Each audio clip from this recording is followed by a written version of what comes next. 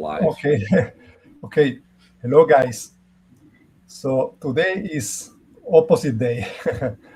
And what that means is that I, who normally is a skeptic, I will be debating, making a case for the resurrection.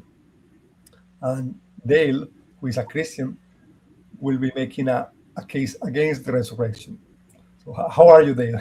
How are you doing? Yeah, I'm doing good. I've been really looking forward to doing this because it's something I've wanted to do myself since 2016 when I heard a show on back on the Unbelievable program between Michael Roos and Randall Rouser, where I think they swapped roles, arguing for God's existence or something like that. And I thought it was a great idea because it's a great exercise for understanding, putting yourself in the shoes of the other person and being forced to try your best to steel man the other side. And, obviously that's going to iron sharpens iron type deal. So, this is something I've wanted to do for a long time, but you're the first atheist who's actually agreed to, or skeptic who's agreed to do it. So that's great. Oh, yeah, that's funny because I didn't tell you this when you told me, but a while ago, also, so like a few months ago, like several months ago, I was thinking of uh, ideas for videos, just random ideas for videos. And one of the ideas I had was like, okay, if I was a Christian and I had to make a case for the resurrection or for the Gospels, what would be the best case that I could make? And I actually thought, yeah, that's a cool video, and I wanted to do it. So now I get to like kill two birds with one stone. Yeah. Awesome. Yeah. You get to kill two Oh, I birds forgot with one. to ask.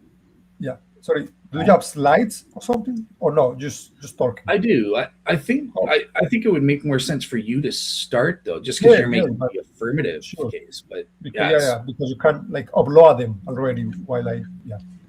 Because sometimes gotcha. it takes a while, you Oh, know. you want me to upload? Okay. Yeah. Um, Or you want to yeah to just listen to my case and yeah, upload. Yeah. yeah, Yeah. cool. All right, I got my notes ready. So Juan the Christian. I'm just gonna right here, right now. I admit defeat. The Christian side case is just too powerful. So. Oh no, that's cheating. Okay. Okay. All right. Okay. So okay.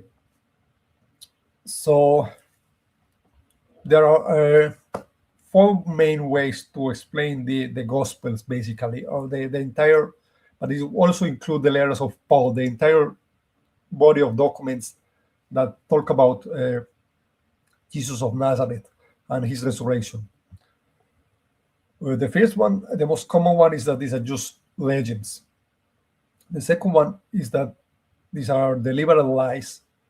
The third one is that they were mistaken somehow. They made a mistake and ended up believing that Jesus rose from the dead. And the fourth one is that this is the truth, that Jesus actually rose from the dead. So I think if I can eliminate the first three options, well, then the alternative will be that Jesus rose from the dead, right? So, so why are the Gospels reliable? One, the Gospels don't look like legends usually do. You know, um, pretty much everyone. What I want to get at is that they have features that are not present in most normal legends. They are too early. They are too detailed. I'm gonna go deeper into that later. Also, where the line, no, pretty much everyone agrees that the disciples were lying in the sense of that they set up to deceive people on purpose. This is almost universally accepted by scholars. And nobody, and regarding being mistaken, I think nobody can end up being mistaken in that specific way, right? You just have to make like on the that you think that you saw him eating with you and there was a group of people and you touch him. That is not going to happen. So the gospel don't look like legends. Okay, they are too long. They include way too many small and specific details, which legends usually never do. And many scholars agree that they read like eyewitness testimony, right? So scholars agree that they belong to the genre of Greco-Roman biographies, right? This is from Miley Kona. This is agreed on by scholars. Yeah, I wanted that. So confirmed details. Some details here are, for example, the pool of Bethsaida, which is a site describing John. It was discovered by archaeology on the 19th century.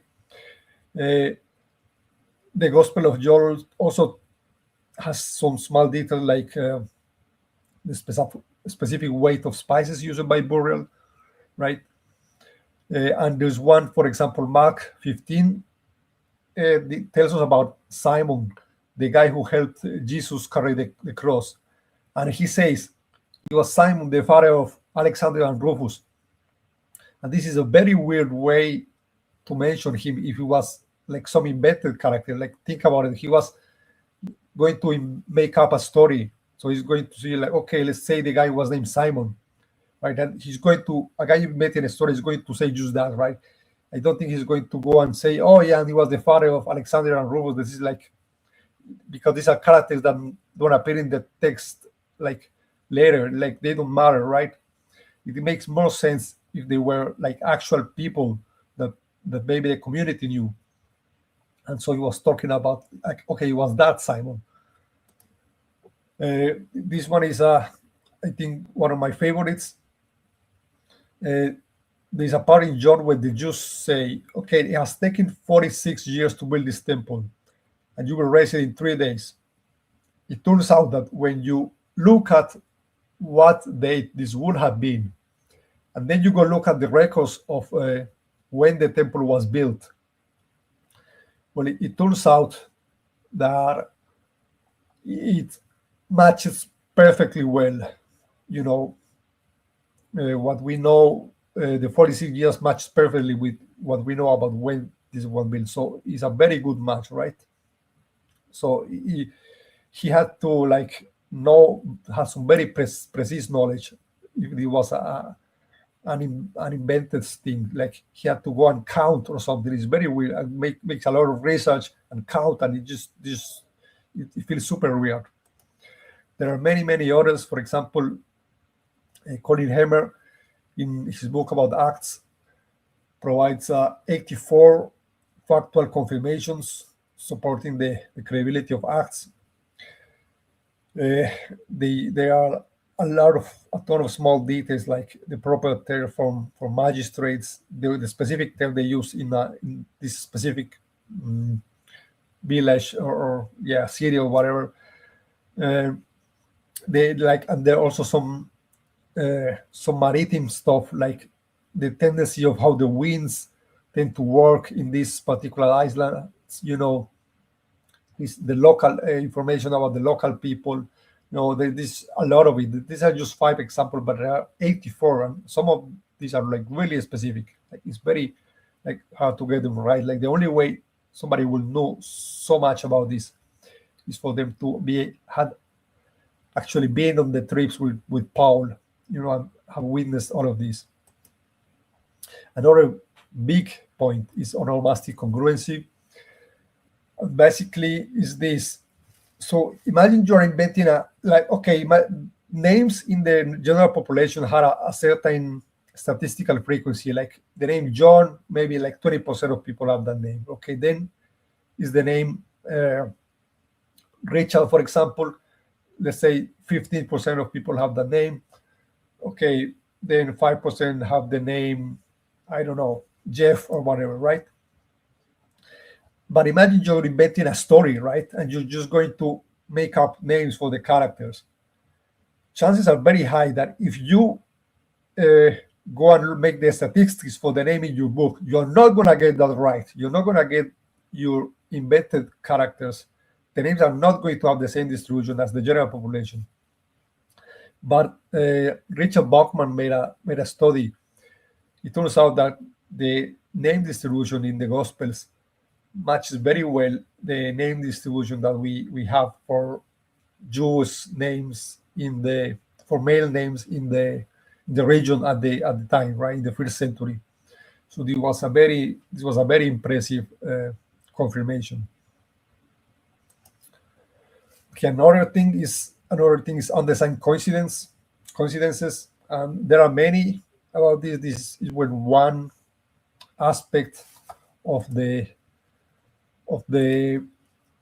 narration in one gospel coincidentally matches another aspect in a way that it feels like it was not on purpose, like it was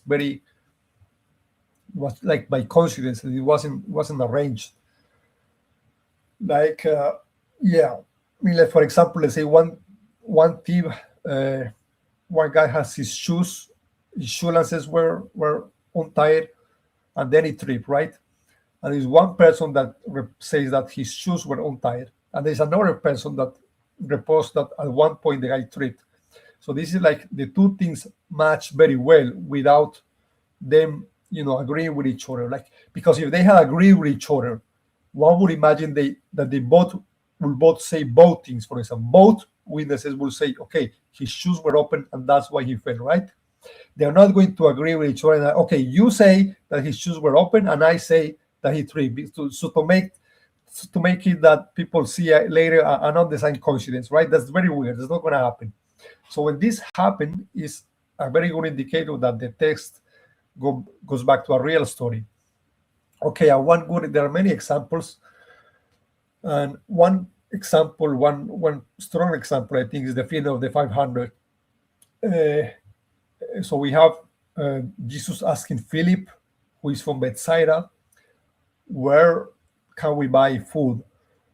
And what this impressive thing is that I think Luke is the one who tells us that the story was on Bethsaida, and none of the other gospel tells us that.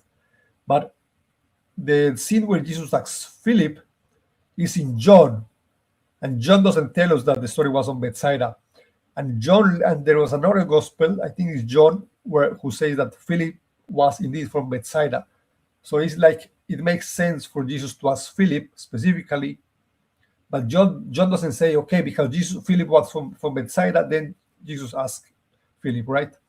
And there are many others. For example, I think John says that it was Passover, but Mark doesn't mention that. However, Mark has many indicators that the story is set in Passover. For example, Mark says that the grass was green, and this points to Passover because of the rain in the region. Only around those months the grass will have been mostly green. In the other months the grass was like brownish. So that's one thing that points to Passover. Another is that the fact that they mentioned barley bread, and the barley bread season is like it matches the start of Passover also. So it matches very well.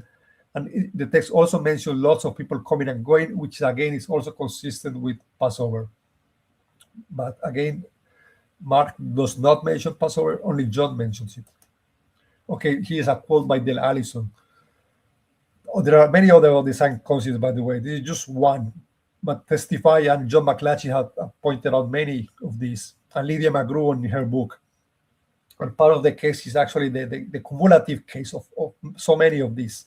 It's not just that one. Okay, so here's a quote by Del Allison. The stories cannot be just written off or discounted as pure fiction. There are too many puzzling features about them which are unlikely to be sheer invention, and aspects of them seem to match with the historical in such a way that they are indeed woven into the fabric of the history of the early church.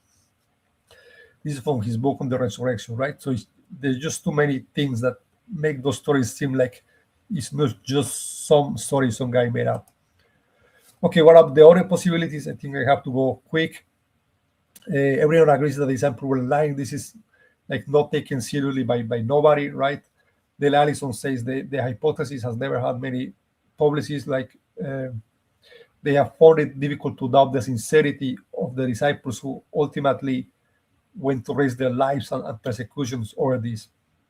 And even skeptics agree with this. Like Bart Ehrman says, it is an historical fact that some of Jesus' followers came to believe that he had been raised from the dead, right? I think also Richard Carrier had a quote saying, yeah, he agrees that the disciples had a genuine belief. I couldn't find the quote, but I know I read it in his book about the historicity of Jesus. And now the last, I mean, could they be mistaken, right? The Gospels don't say, okay, Peter saw him in his room one day, one night, and that's why we know he's alive, right?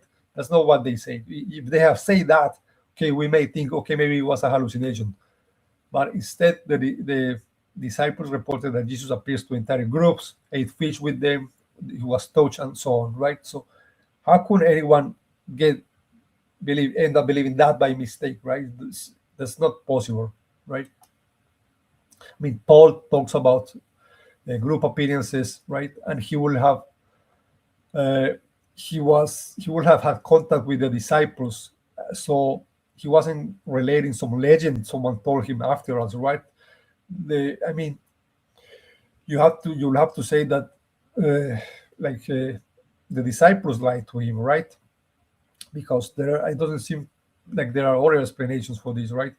He does seem to say that he appeared to all of them at once. And he also seems to be talking about a body resurrection, not a spiritual resurrection, right? So you have to explain that.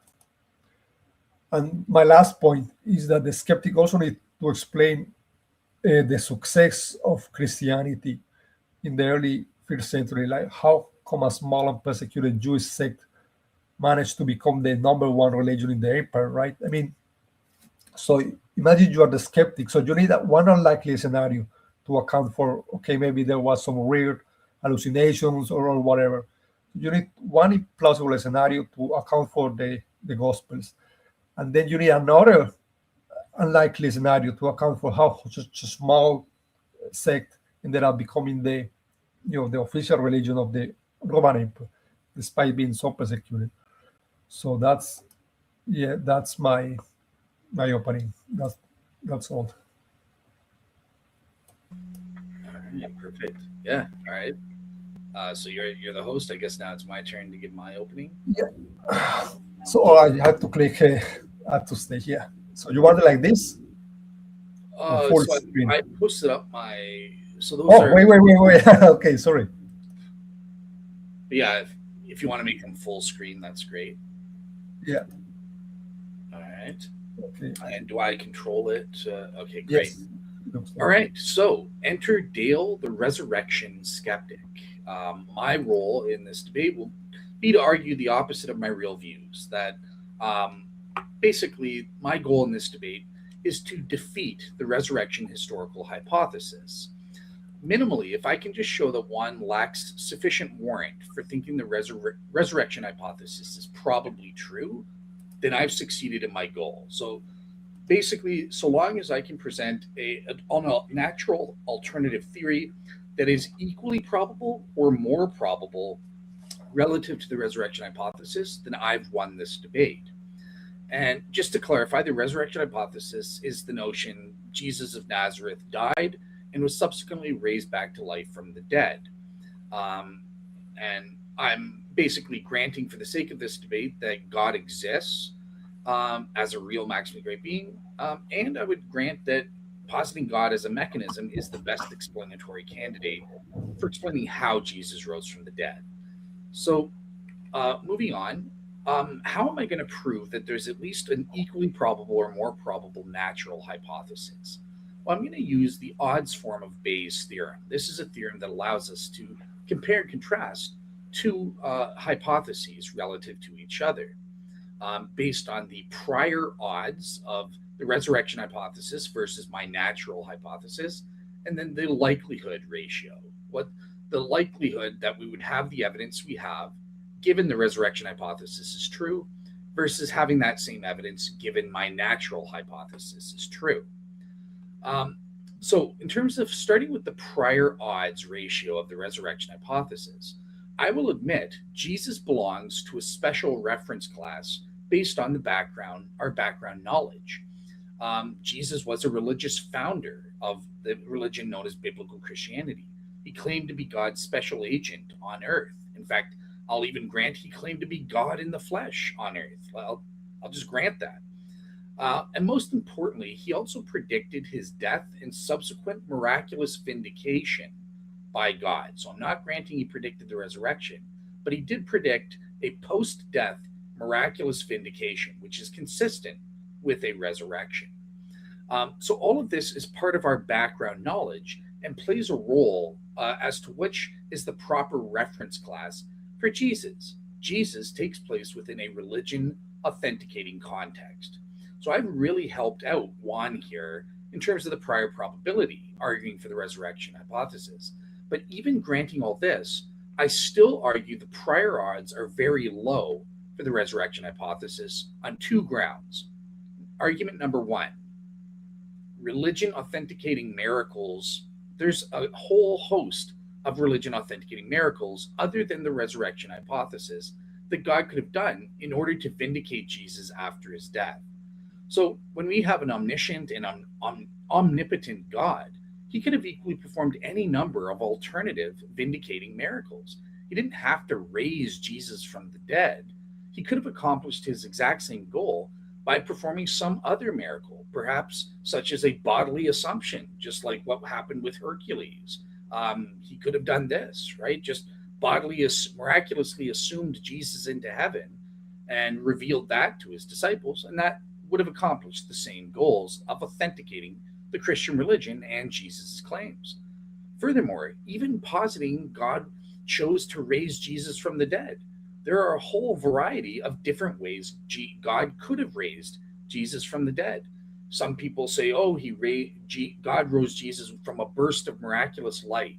Others, he raised him through particle radiation, which created images on a certain shroud of Turin. Still others, like Dr. Dale Martin, say, well, no, that God raised Jesus from the dead by transforming his body into a new type of material, a pneuma spirit body, or something like that. So on this basis, rams galore. So before I get to that, number two, the second reason, to ram or not to ram. When it comes to religion authenticating miracles, we know that God, historically speaking, does not perform religion authenticating miracles in a way that is predictable for finite human beings. And again, by God, I'm assuming the Christian God here. Look, God, most of the time, when a religion authenticating context takes place, such as, for example, a missionary going overseas and wanting to set up an Elijah experiment, a test, a religious contest between a pagan god and and Jesus, if they demand, now give us a miraculous sign from heaven, let fire come down and consume the sacrifice to these pagan idols and stuff like that. Yet we wait and God doesn't perform it. 8 to 9 times out of 10, God simply chooses to leave people to be convinced or not through other means, other than religion authenticating miracles, such as through the witness of the Holy Spirit or the preaching of the gospel or whatever have you. He doesn't perform religion authenticating miracles most of the time. So on that basis, I gave very generous odds here, but it's still remarkably low. So in terms of God having other options rather than for doing a miracle, he had a plethora of other miracles he could have done. I just said conservatively, let's say there's a 1 out of 1,000 chance that he would have performed the resurrection as he did historically for Jesus. Also, the prior odds as to whether God would perform a miracle or not, kind of thing. Just because there's a religion authenticating context present, as we said, I think there's lots of cases. There's a 1 out of 100 million chance that we would expect, prior to the evidence, expect God to perform religion authenticating miracle in this case, when 9 times out of 10, he doesn't perform such. So this gives us total prior odds of 1 billionth of a percent. Extremely low odds. All right, what about the likelihood ratio? How does the resurrection hypothesis compare to my natural alternative resurrection hypothesis given the direct evidence? So we're looking at this aspect of the equation. Well, in terms of my evidential assessment, I'm going to look at 2 factors: the historical sources and facts, and the historical explanatory hypotheses. So how do they do? So in terms of historical sources, I think the most relevant historical sources relevant to the resurrection are the Gospels, 4 canonical Gospels, Acts of the Apostles, and the 7 authentic letters of Paul. And so I'm going to be granting these as the most reliable historical sources that we have. Um, However, according to most biblical scholars and historians, the Gospels Mark, Luke, Matthew, and John are of the ancient Greco Roman biography genre, and Acts is of ancient historiography. So I'm glad my Christian interlocutor Juan admits this in his own opening as well. Now, the problem here is that these genres allow for considerable flexibility in the reporting of historical facts related to their subjects, especially when it comes to secondary details, when we go beyond the main gist of the narrative. And this is not controversial. Even conservative evangelical biblical scholars like Doctors Michael Kona, Bill Craig, Craig Evans, and Craig Keener have admitted that the Gospel and Act authors frequently employed certain quote unquote fictionalizing ancient literary devices and paraphrases when reporting secondary details and events. So this includes accounts of his Jesus's crucifixion, empty tomb, and resurrection. So here's an example of the empty tomb where a fictionalized device is there. Many people have pointed out to the story of the guard in the Gospel of Matthew at the tomb. And this would prevent certain natural hypotheses, such as ruling out a stolen body. How could they steal a body if the guard was there and there was a seal on the tomb? However, most biblical scholars regard this entire narrative as pure legend, as pure fiction. It didn't happen historically. And who am I going to quote? Not an atheist, not some agnostic scholar. Christian scholar Dr. William Lane Craig himself says this: Matthew's story of the guard at the tomb is widely regarded as an apologetic legend. Although some of the reasons given in support of this judgment are not weighty, two are much more serious. One, the story is found only in Matthew, one source, and two, the story presupposes that the Jewish leaders somehow understood Jesus' predictions of his resurrection, while everyone else, including his disciples, were clueless buffoons. That's very implausible historically. Okay, what about the data in terms of the resurrection appearances? Well, unfortunately, here, our earliest sources from the oral traditions in 1 Corinthians 15 or the Acts sermon summaries, as well as in the Paul's letters and the Gospel of Mark, they give us no details about the resurrection appearances. They list that certain appearances in both individual and group settings took place, but there's no details as to the nature of these appearances at all. And there's very little data to be gleaned here to rule out naturalistic explanations, other than the fact that, yep, individuals and groups had appearances. That's all we know. Now, I guess I'll skip over this part for now, and I'll go over this in my rebuttal.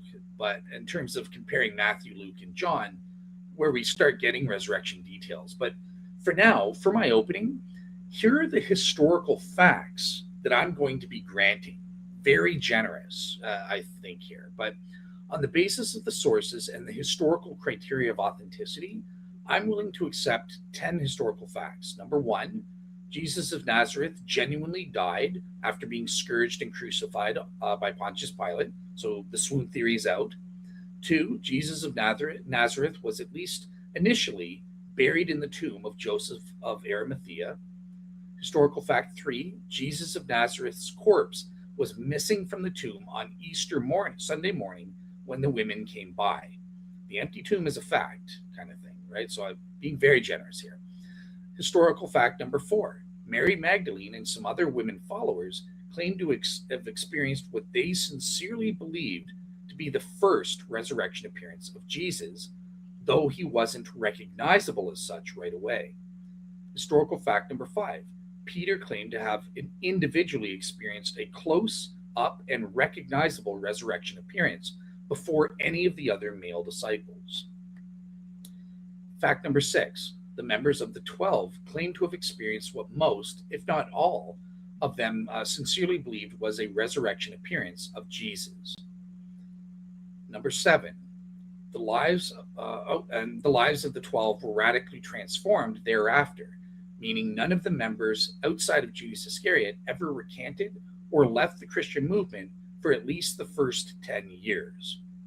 Historical fact number eight, at some point, 500 brethren claim to have seen a resurrection appearance of Jesus in an unspecified form at an unspecified time. Historical fact number 9. James, a former hostile or at the very least an ambivalent doubter of Jesus' Messiah claims, had an individual experience which he sincerely believed was a resurrection appearance. And this took place early on before Pentecost. Finally, historical fact number 10. Saul, a zealous Pharisaic scholar and loyal persecutor of the early church, so he was experiencing no cognitive dissonance or anything like that, has an experience on the road to Damascus that he believed was a vision representing a resurrection appearance of Jesus. And this is the last of the resurrection appearances. Again, his appearance was unspecified, but it took place about 2 to 3 years after Jesus' death and claimed ascension into heaven. So these are the historical facts. As you can see, I'm being very generous to the Christian, and I'm trying to be truthful. I'm not just doubting a fact. These are the facts that I would have accepted based on the evidence before I became a Christian.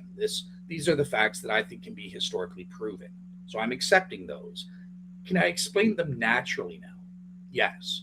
So in terms of I'm calling phase 1, the first 5 historical facts, I think that my hypothesis I'm claiming is an equally probable one. So number 1, Jesus, in terms of historical fact number 1, Jesus became infamous among the Jewish elites by preaching and teaching that he was the Messiah, ushering in God's kingdom. And as proof of his claims, he predicted his death and subsequent post-death miraculous vindication. Pontius Pilate and the Jewish elites didn't like this, so they scourged and crucified him, and he genuinely died. Great. Jesus of Nazareth was then buried in haste in the tomb of Joseph of Arimathea. And basically, I explained this. Yep, I think this is fully explainable and is correct. Joseph of Arimathea wanted to bring the whole affair to a dignified conclusion before the Sabbath, and so he requested permission to bury Jesus' body, and he used his own unused brand new tomb to do so. Now, historical fact number 3, Jesus' corpse was missing from the tomb on Easter Sunday morning when the women came. Here's my natural explanation. I don't explain this with a resurrection. No, this is equally explainable or equally probable that, especially in light of Jesus' prior predictions about his death and post-death vindication, that perhaps a necromancer came and stole the body, thinking that, I can use his predictions as cover because the Jewish elites will be confused, the disciples will be confused. Where is the body? Why? Didn't he predict something? They'll put the pieces together, and the disciples will say, well, Jesus must have rose. And the Jewish elites will just automatically assume that the disciples stole the body to create the illusion of fulfilled prophecy. So this was a perfect opportunity for a necromancer to steal the body from the tomb for his purposes with it by the 3rd day. Alternatively, perhaps for one reason or another, the body had to be removed soon after, as James Fedor argues, and was reburied in another tomb. So those are my natural hypotheses, and I think that this is an equally probable explanation to positing the resurrection and explaining the empty tomb as a fact. Okay, so basically panicked at the sight of the empty tomb when the women saw it on Easter Sunday, they ran back to tell Peter and the other male disciples about the empty tomb. And while this was happening, Mary was crying intensely about the missing body. She held back from the other women for a few more minutes to talk to one of the gardeners that they saw in the field, in the graveyard. And she asked the gardener, where have you taken the body? He says what he says in the Gospels. He says, I haven't taken him. I don't know. And so, she runs back, catches up with the other women to tell the men about the empty tomb.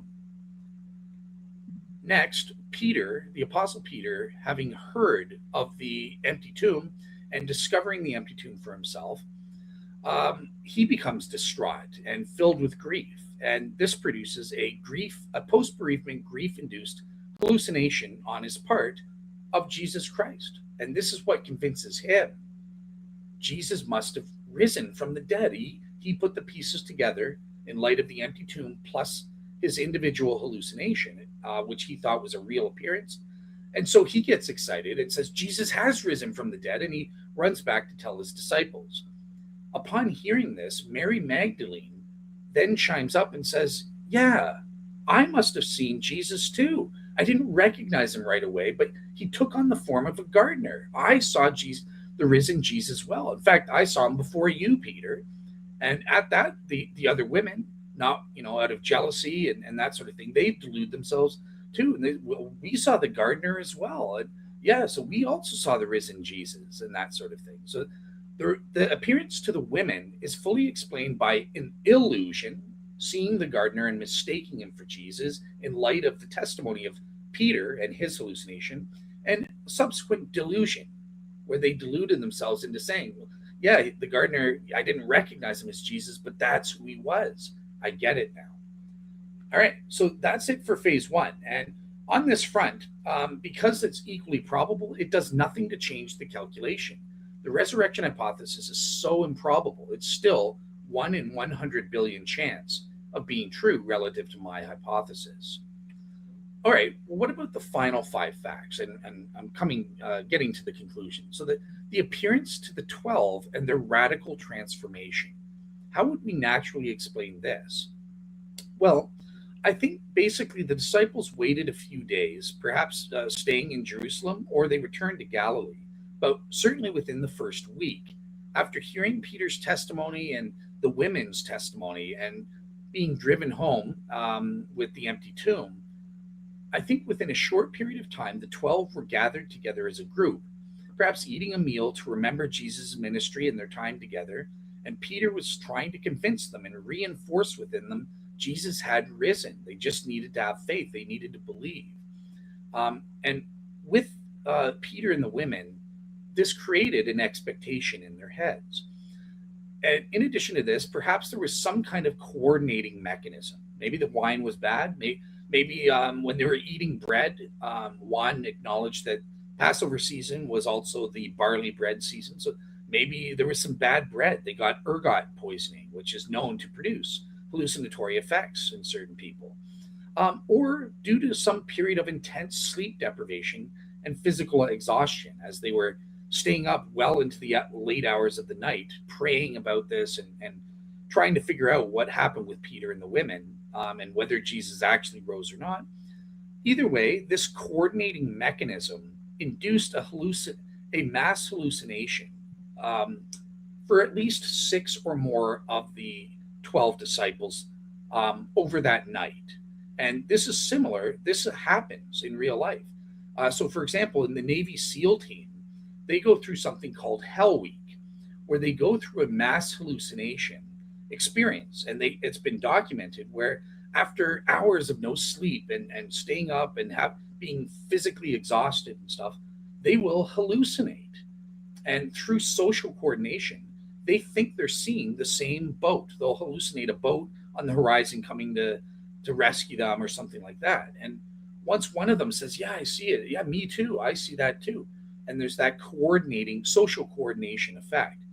So I think that's what happened with the 12. One person had the first hallucination, and then over time, throughout the night, a bunch of them had other hallucinations as well, which was similar enough in content, given their expectation to see a risen Jesus. They said, yeah, I'm seeing the risen Jesus too. Basically, then, from there, the next day, through James Fedor and other skeptics have documented the poor memory, our ability to memory. There was further harmonization that took place the next day, whereby perhaps details started crystallizing. Oh, we saw Jesus simultaneously. He was with us the whole time. Simultaneously, we didn't have individual hallucinatory experiences kind of thing over different time periods. So that's my hypothesis there. So yeah, now on this front, I wanted to cheat for Juan the Christian, and I pretended that, well, look, the odds are it's under the resurrection hypothesis, it's 100%. We would expect the 12 disciples to have a resurrection appearance here. In terms of the not resurrection hypothesis, I say there's only a 1 in 10 million chance. So this is me being overly generous towards the resurrection here as a skeptic. And once we factor that in, okay, that increases the total odds. Now there's a 1/100th of a percent probability that the resurrection hypothesis is true. Even with me cheating to help you and say, yeah, my hypothesis about this mass hallucination being socially coordinated on one night where maybe they got bad wine or ergot poisoning, or maybe they were just through physical exhaustion. About 6 of the 12 disciples had individual hallucinations, which they later interpreted based on faulty memory and socialization factors as a group appearance to them all at once at the same time. Even granting that the odds of that are extremely improbable, and factoring that in, we still get a 0.01% chance for the resurrection to be true. And here's just a paper on memory contamination, how easy it is for collective memories to be manipulated after the fact and that sort of thing. So this adds to the plausibility of my hypothesis.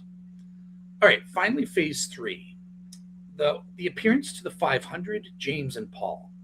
So on the appearance to the 500, I think that basically this occurred within the first month, sometime after the appearance to the 12, at least 2 to 4 weeks or so after Jesus' death. The 500 brethren, again, we get no details on the nature of this appearance at all. And I kind of say that there's a 1,000 to 1. Again, I'm being overly generous towards the resurrection hypothesis here, that what I think happened is they were on the mountaintop in Galilee, and the 12 disciples were preaching about the resurrected Jesus. We saw him, again, creating this expectation. But then perhaps something happened which caused some kind of occurrence in the sky or something like that. And this caused a mass hysteria type event. And these kind of events are very well documented. For example, the appearance to Fatima, or the dancing sun incident, which Roman Catholics talk about. This is very probably, provably a natural event. There's nothing supernatural. Something happened in this with the sun or something like that, and some kind of mundane event. That plus the expectation and the desire to believe created a mass hysteria event where people are claiming to have seen, I saw this supernatural event. Yeah, Jesus did appear to us all at once, at 500 brethren on the hilltop, even though they're not specifically seeing a bodily Jesus in front of them or something like that. So I think the appearance to the 500 was something like the Fatima incident, a mass hysteria type event. And I would say that's an equally probable explanation for the appearance to the 500. But again, being biased against it, I'll give it a 1,000 to 1 odds in favor of the resurrection hypothesis here. In terms of James, a former hostile or ambivalent skeptic, once again, I think that he basically had a dream. He was maintaining his doubts up until after the cross. But then he starts hearing from Peter and the 12 disciples about, and possibly later on the 500, about Jesus appearing. And this, combined with his grief for rejecting his own brother, even up to the point where he died on the cross, I think led James to have a dream, which he interpreted as a resurrection appearance.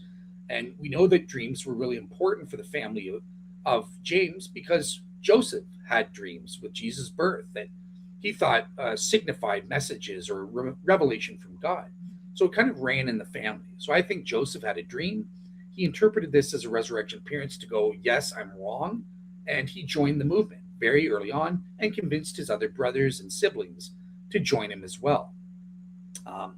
So that's the explanation there. And I give it, again, 0.95 to 0.4 in favor of the resurrection. So the odds about 2.5 to 1 in favor of the resurrection hypothesis. So I'm cheating for the Christian here, and we're still going to see it's not enough. And here are some other events that are similar to Our Lady of Fatima. Finally, Saul, or Paul of Tarsus. So the only fact we have with him, we have nothing about the nature of his appearance, but we know that he had a resurrection appearance. And I just say, basically, I think he had an individual hallucination. And his hallucination was induced through physical exhaustion, dehydration, And basically, he had a sunstroke. Um, on the road to Damascus, he was rushing to persecute the Christians, and he had a midbrain sunstroke that created a hallucination that he believed was Jesus. It was both multimodal, I think it was visual and audio. Um, and he believed that was Jesus. And from there, he converted. Okay, if you really did rise from the dead, everything I knew was wrong. And I'm here to support you now. I'm going to be the apostle of the Gentiles. And perhaps Ananias in Damascus, he eventually met Ananias and he baptized him, and over time reinforced his conversion, stuff like that. And again, this is an equally probable explanation, but I'm cheating again for the Christian and giving it of odds of 2-1. So, what is our total calculation where I've been overly generous towards the Christian in rejecting saying certain elements of my natural hypothesis are improbable? Well, we basically get to 47.5% probability in favor of the resurrection hypothesis, meaning my hypothesis has a 52.5%. And remember at the beginning, my goal is to show that there is at least one or more natural hypotheses that are equally probable to or more probable relative to the resurrection hypothesis. If I've done that, I've succeeded. And I think even cheating for the Christian, I can show I've already succeeded. There is a more probable natural hypothesis. Therefore you've been defeated, and that's it. Hope I wasn't too long there. Yeah, that was great. That was really good. That was a great naturalistic hypothesis. I was very impressed. I could even use that as a. I made sure to be truthful, because some Christians were kind of saying like, oh, you can make up anything. So I wasn't just playing a game. Like when I accepted those historical facts, like those are the facts that I think are provably true. So I had to work with, okay, I have to explain those facts, kind of thing. So yeah. Yeah, that's pretty good. Yeah, the part, what I like, the one I like. Yeah, the one that I like, it was when you said that Jesus goes, the women go to the top and they see a gardener, and then they think, oh, I bet the gardener was Jesus. That was cool. Yeah, I think nobody has proposed that, and it sounds kind of okay, like possible, and it sounds good.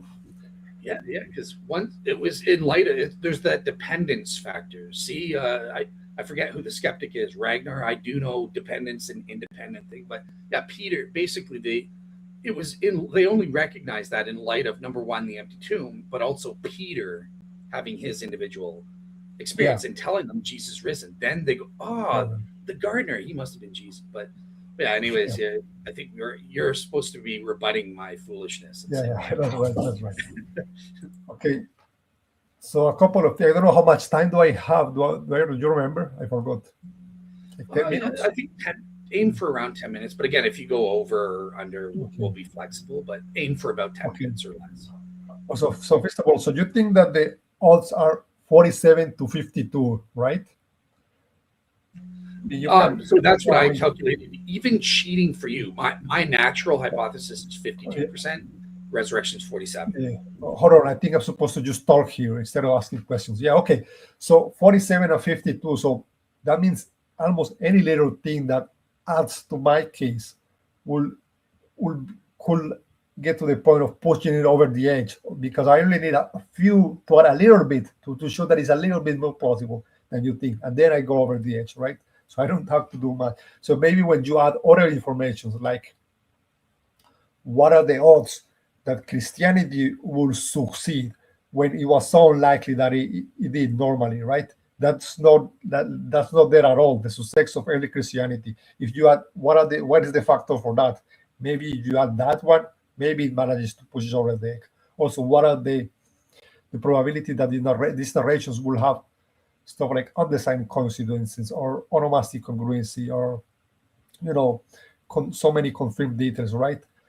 On the hypothesis that these things were invented versus the hypothesis that these were narrating real events. Maybe the factor there is also so good that it manages to add just a little bit, right? Because if you are 47, 52, I don't really need to add a little bit, really. I mean, you say you're being generous, right? So, I mean, I guess in reality, maybe I do need to add more, right? Because you say, like, yeah. But okay, prior probabilities. I think this is really important. Okay, what's the prior probability of God want Jesus raising from the dead? Like God wanted to raise Jesus from the dead. I think the actual number is inscrutable. Like nobody can know, right? But there is something that, okay, about you say, okay, but God could have done any number of possible miracles.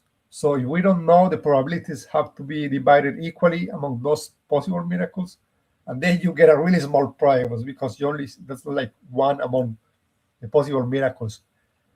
Honestly, I think, and this I've been serious here, like it's not just my Christian hat. I think there is a mistake there, a statistical mistake there, and I'm gonna give you an analogy. Let's say we have evidence that a man shot another person, and unalive him, and the police are analyzing the murder, for example, and they saw that the bullet went like this, right? Now imagine someone says, okay, wait, what is the prior probability that the bullet will go specifically like this, on this millimeter, when it could have gone on this millimeter, it could have gone on this other millimeter. Oh wait, so the prior probability of the bullet specifically going this is really low. So the prior probability of the event is super low. So you need super high evidence. Okay, I think there is something about that is making a mistake statistically. I'm not sure how to explain it, but I think it's something based on anthropics or statistic, where it's not like the prior, or what the odds that this event will happen at this day, at this time, instead of any other day. Obviously, if you consider it in this way, everything was like super improbable, right? I think this is some kind of statistical mistake there. I don't think like this works, to be honest. I don't think you're supposed to analyze things like that. I think you have to analyze probability like relative to all the other events. Like in a way, it's not like absolute probabilities, but it becomes like relative probabilities. And it's also the fact that, if the bullet had been in any other place, you will still have the fact that the person was unalived. So if God had done any other miracle, you will still be getting the vindication. So I'm not sure that's relevant. I don't know. I think there is something about the statistic that is not being done correctly. Also, what about the fact that 1 out of 10 times this religious vindicating miracle, I mean 8 or 9 times this is something like the witness of the Holy Spirit, of the preaching of the disciples, right? That's what God uses to convince people. Okay, but the preaching of the disciples can only occur when there is something to preach, right? some event, something has to be preached. What are they going to preach? Well, whatever happened. What is the important event? And the important, theologically important event here is God has sent a Messiah as to save humanity for the sin, and as to vindicate humanity. I'm not sure about what's the theological meaning behind it, but he's telling us his plan for humanity and all of that. So that needs to happen. That needs to exist in order for the Holy Spirit to witness, to inform you about something, right? Or for you to be preach about something, right? There needs to be the something. So, right. Okay, now we go to the Gospels. Now, you say like Mailikona, and many scholars agree that there are stuff like devices and paraphrasing and stuff like that. I read Mailikona's book on contradictions, where he talks about literally devices, and he gives many examples from other Greco-Roman biographies. A very important point he makes is that these devices they may change little details, but they really do not alter the gist of the story being told. Like he gives many examples where these devices are used, and in all of them, like just minor things that the ancient authors took some liberties with reporting that modern people do not really take, but this they didn't see themselves as lying, and they didn't that didn't change the gist of the events. In all of the cases, the gist of the events is accepted by historians. So in this case, like, I don't see why we shouldn't also accept it, right? Okay, the guards of the tomb, right? William Lake Craig says that many modern scholars don't believe that the guards of the tomb were true. He doesn't say that he personally believes that the guards of the tomb were false. And yeah, like, I think modern biblical scholars, they sometimes they try to appear like very serious or scientific, and part of that is there's this tendency in modern critical scholarship to try to move away from some supernatural events, or whatever will prove supernatural events. So they want to go like the scientific. There is a background of philosophical naturalism there. Like, they want to be close to that. So they're going to have this tendency that is not entirely justified. And I think one example is, why do most scholars date Mark to the year 70? And if you actually look at it, the real reason they do this is, because the prophecy where it is not possible that Jesus made a true prediction about the future. Okay, that's their reason. That's literally the reason they give. This is just an anti-supernatural bias, I think, in many modern critical scholarship. So what reasons do we have for believing that this is a apologetic addition? Well, because the other gospels don't mention it, but this is just an argument from silence. And there are many things, there are many times that where a writer does not mention something, but it doesn't mean that the event didn't happen. Like Tim McGrew has a lot of examples of this. I think, like Ulysses Grant didn't mention, what was it? The Carta Magna, I don't remember, or the Declaration of the Abolition of Slavery. I don't remember at this point, but I know that Testify and John McClatchy and Tim McGrew, they have many examples of important events that weren't, which have a surprising absence from later reports, right? So arguments of silence, we have to be careful with that. They don't generally, like, they don't have a lot of force, I think. What was the other argument? How come the Jewish leaders seem to have understood that Jesus will resurrect when the disciples didn't? Well, I think the disciples saw his Jesus and believed he was the Messiah and he will triumph. So they didn't expect him to die. For them to believe, okay, Jesus is going to die, it's like, no, you're not going to die, right? You're going to triumph. But the these leaders who didn't believe he was the Messiah, they did expect him to die. So that's why it looks like they believed him when the disciples didn't. So, okay, what about Mark not having appearances of Jesus? I mean, some people have posited that Mark may have a lost ending, actually, that maybe Mark didn't end at this point, and maybe they say there's an argument about, they say that the Greek sentence at the end, it ends in a weird way. And it's also weird, how will Mark, I mean, because Mark clearly implies the appearances, right? And he says that the women didn't, like, why wouldn't he narrate them? Maybe, but Mark does imply them. It's not like Mark doesn't know about that, right? But they're kind of are in Mark. Okay, what else? Okay, a necromancer may have stolen Jesus' body. Like, a priori, what are the odds of that? I mean, I'm not going to say that the guards will have stopped him, because, okay, let's grant that many scholars don't grant the guards, right? But I mean, what are the, okay, so Jesus predicts that he's going to rise from the dead, and then somebody just happens to steal his body to make it, which make it seem as if he rose from the dead. I mean, like, okay, what are the odds of that? I mean, it's at some point, like, really, it's like a priori, it's an impossible situation. So, yeah. Okay, the most important thing is, okay, the most important thing, I'm gonna leave the most important one for the end. So, I mean, maybe those 500, was it a Fatima-like appearance?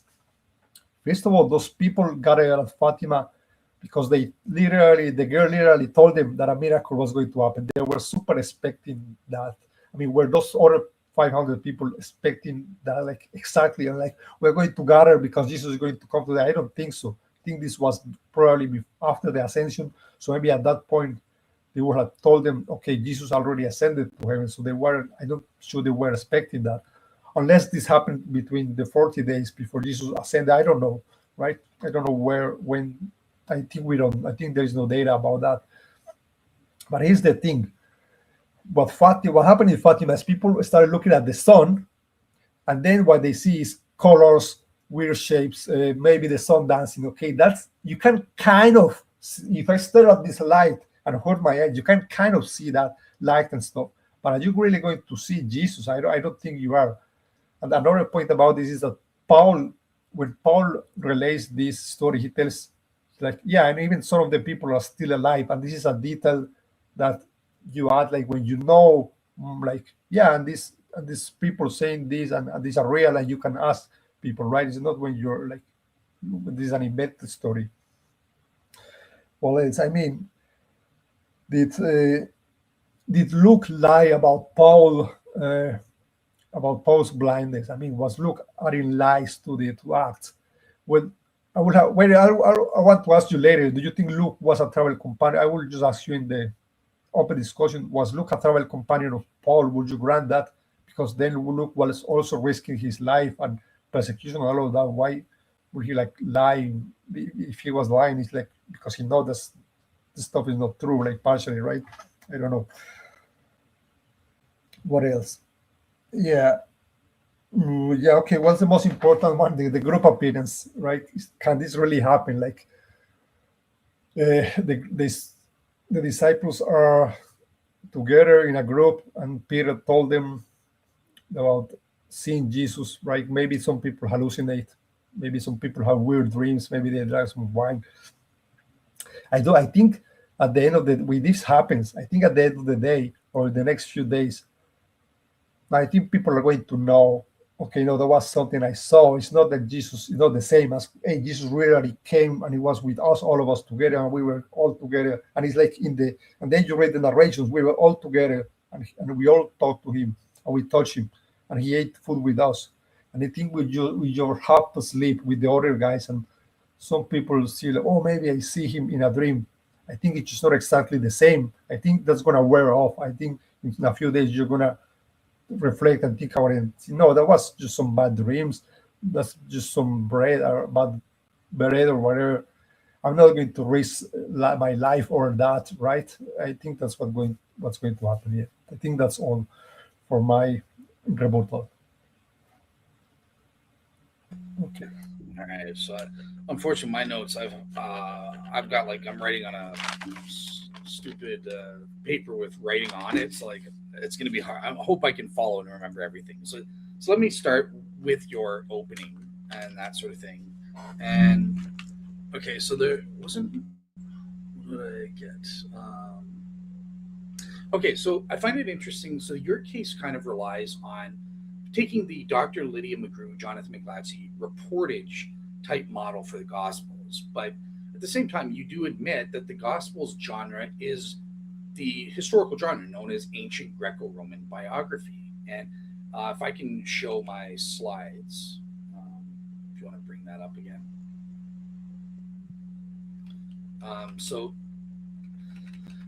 As we know, as every scholar admits, Greco-Roman biography allows for the secondary considerable flexibility in reporting of speeches, secondary details, and especially with Dr. Mike Lacona's research on these fictionalizing literary devices. So, you kind of put it out in terms of them being a liar, being sincerely mistaken, and legend. So, looking at the very first option, I don't think you've done enough to disregard the legend option, because you kind of envision, well, either the whole thing's got to be legend or none of it's legend. And no scholar in the world says that. What most scholars, including conservative Christian evangelical scholars like Dr. Craig Keener, Craig Evans, and Mike Lacona, who I all cite, they allow for certain details, the main gist, to be historical. That's why I admit certain facts like the empty tomb and the appearance of the 500, the criteria of authenticity authenticate those details.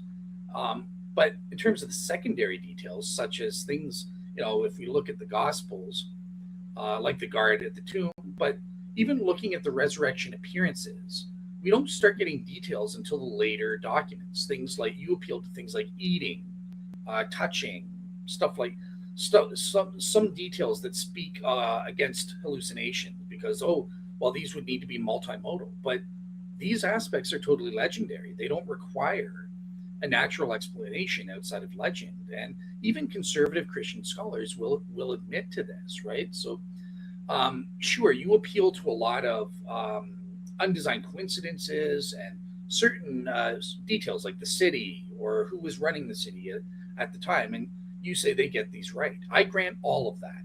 I grant all of these arguments, but it still doesn't matter because you need to prove the specific details about the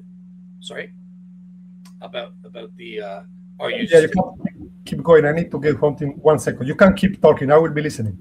Okay. So you need to prove that the secondary details, such as eating or touching, whatever you're using, are actually true to make your argument stick. I don't care that Luke got something right about the city or something like that. So what do we know when it comes to the secondary details of the resurrection appearances? We actually have proof that the Gospels got those details wrong or misreported them. So, for example, when we compare the appearance to Mary Magdalene and the women, there are certain contradictions, such as the location of the resurrection appearance. Did it happen to Mary Magdalene by herself, as John says? Did it happen to the group, as Matthew says in chapter 28? When they were running back, Jesus appears on the road. Whereas in John, Jesus appears to Mary alone in the tomb. So the location, obviously the gospel writers felt flexible enough to make that up to suit their own purposes. That didn't matter. What about, can we touch Jesus? There's something relevant to the modality of the appearance. Well, one gospel says, yep, we can touch him. We held on to his feet and we worshiped him and all was great, grand, and groovy. The Gospel of John says, don't touch me. You can't, not until I ascend, kind of thing. So did they touch him or did they not? We don't know. The Gospels contradict each other. So you can't rely on that as a detail. And I would argue it's similar for things like eating and stuff like that. Or did he appear and disappear through closed doors? We don't really know. Like the Gospels have differences on that front. What else? Also, there is this controversy between did he actually appear, how many angels and stuff like that were there. So basically my point here is that when it comes to the appearance of Mary, there's differences on the secondary details, ones that are relevant to your argument. The individual appearance to Peter, admittedly, we only have one source and it just lists the appearance. We have no details other than this was the first. Peter saw it before any of the other male disciples did. The appearance of the 12. Oh my goodness. We've got a lot of things. Number one, the location. Where was the first appearance? Matthew makes it clear, as Dr. Mike Lacona quotes, it happened in Galilee. When the angel says, there you will see Jesus in Galilee, the Greek word there, means that will be the first time you see him. That contradicts what John says. You're not going to see him in Jerusalem first, then maybe Jerusalem a week later, and then go to Galilee and see him. No, Matthew and Mark are clear. You go to Galilee, that's where you're going to see him for the first time. Luke and John contradict that. So the location is a secondary detail that doesn't matter to be accurate. Same with the modality. Again, we have that issue of, well, can you touch him or not? The Gospels say it's clear you can touch Jesus. But we have, again, the Gospel of John saying you can't touch him until he ascends. Well, he hadn't ascended at the time the 12 were touching him. And where did they touch him? Did they touch his feet and his hands, as the synoptics say? Or did they touch his hand wounds and the side wound, as the Gospel of John says? So there is this flexibility. They can't both be true. They're contradictory. Somebody, or perhaps both people, are making things up with respect to these details that are relevant to the argument you're making against hallucinations, namely the modality of the appearance. Also, you mentioned, so Mike Lacona in your rebuttal, you said Mike Lacona admits that, oh, it's very small, minor details that can be made up. It's not big whole accounts, right? But no, that I have, here's Mike Lacona. It doesn't have the cover, but here's Mike Lacona's book on the gospel contradictions. And I have his book on the resurrection as well. He says things like that the entire story of the in Galilee and the appearance of doubting Thomas in Gospel John, made up legend. None of that happened. Not bupkis. At the very least, can be proven to have happened. Now, Mike may believe it happened for personal reasons, due to biblical inerrancy or religious reasons. But as a scholar, he's saying, no, we can't prove this. This is the legend hypothesis is equally probable in explaining the doubting Thomas incident and the appearance in Galilee. So we can't even trust these whole accounts about these resurrection appearances in certain cases. Now, you mentioned Luke acts for Paul. Let me get to Paul. So I do admit, I think it's a historical fact. Again, I've got to be truthful. Luke was a traveling companion of Paul. But does that mean I need to take all of the secondary details in Acts about his appearance as truth? No, I don't. Because as even Dr. Craig Keener mentions in his 4,000-page commentary, as an evangelical Christian, he points out, look, all of these details, the blindness, his companions seeing or hearing something, depending on which account you read, it contradicts. And also his getting a subsequent vision and Ananias getting another confirming vision in Damascus. All of these details are representative of theophany type language, where it's connected to a calling. And Dr. Craig Keener outlines in his commentary in rigorous detail how each of these elements are just theophonic language. It's legend. It didn't really happen if we travel back in time. These are stories about converting based on Old Testament calling or conversion stories. He calls them calling because it wasn't really a conversion. Christianity wasn't a separate religion at that time, but it's these calling narratives, and we get these in the Old Testament and the Second Temple literature, where you can even list out the parallels, where Paul's appearance is compared by Craig Keener to, I think, the story in Joseph and Asenath, for example. There's a lot of similarities there. Or the calling of Jeremiah. There's a lot of similarities there with Paul. So all of these secondary details, they're just theophany type language made up. And this is coming from conservative evangelical Christian Craig Keener. All right, so that covers that. In terms of James, the brother, I didn't really have anything to say about him. We get no details about his appearance. We just know that he was not at the cross. He was skeptical during Jesus' ministry, thought his brother was nuts. He didn't believe in him at the time of the cross. He wasn't there, and he should have been. He would have been expected to be with his mother, and that's why Jesus says to John, behold your mom, my brother's a worthless pig. He's not here, and he should be. So this is your son, not James. And we learn from Acts chapter 1 that at some point before Pentecost, James and all of his brothers were believers, kind of thing. So I think the most rational explanation is that he did have some kind of appearance. That's all we get. Finally, the appearance of the 500. There is question, people like Bob Price will question whether this is even a fact. They'll say this whole part in the creed is just an interpolation. And he gives several reasons. However, most biblical scholars say this is a joke and it's not an interpolation. I've even quoted beloved Bart Ehrman here saying, no, I don't know of a single piece of evidence saying that the appearance of the 500 is an interpolation. So that is part of the original creed. That's part of the reason why I accept this as a historical fact, because Dr. Bart Ehrman and pretty much all biblical scholars disagree with the later interpolation aspect. But on the appearance of the 500, again, we don't have any details. I will just say this that's relevant to your rebuttal one. There is a conflation. Some people will conflate the appearance of the 500 with the Matthew 28 Galilean mountain appearance, and others will conflate it with the ascension itself.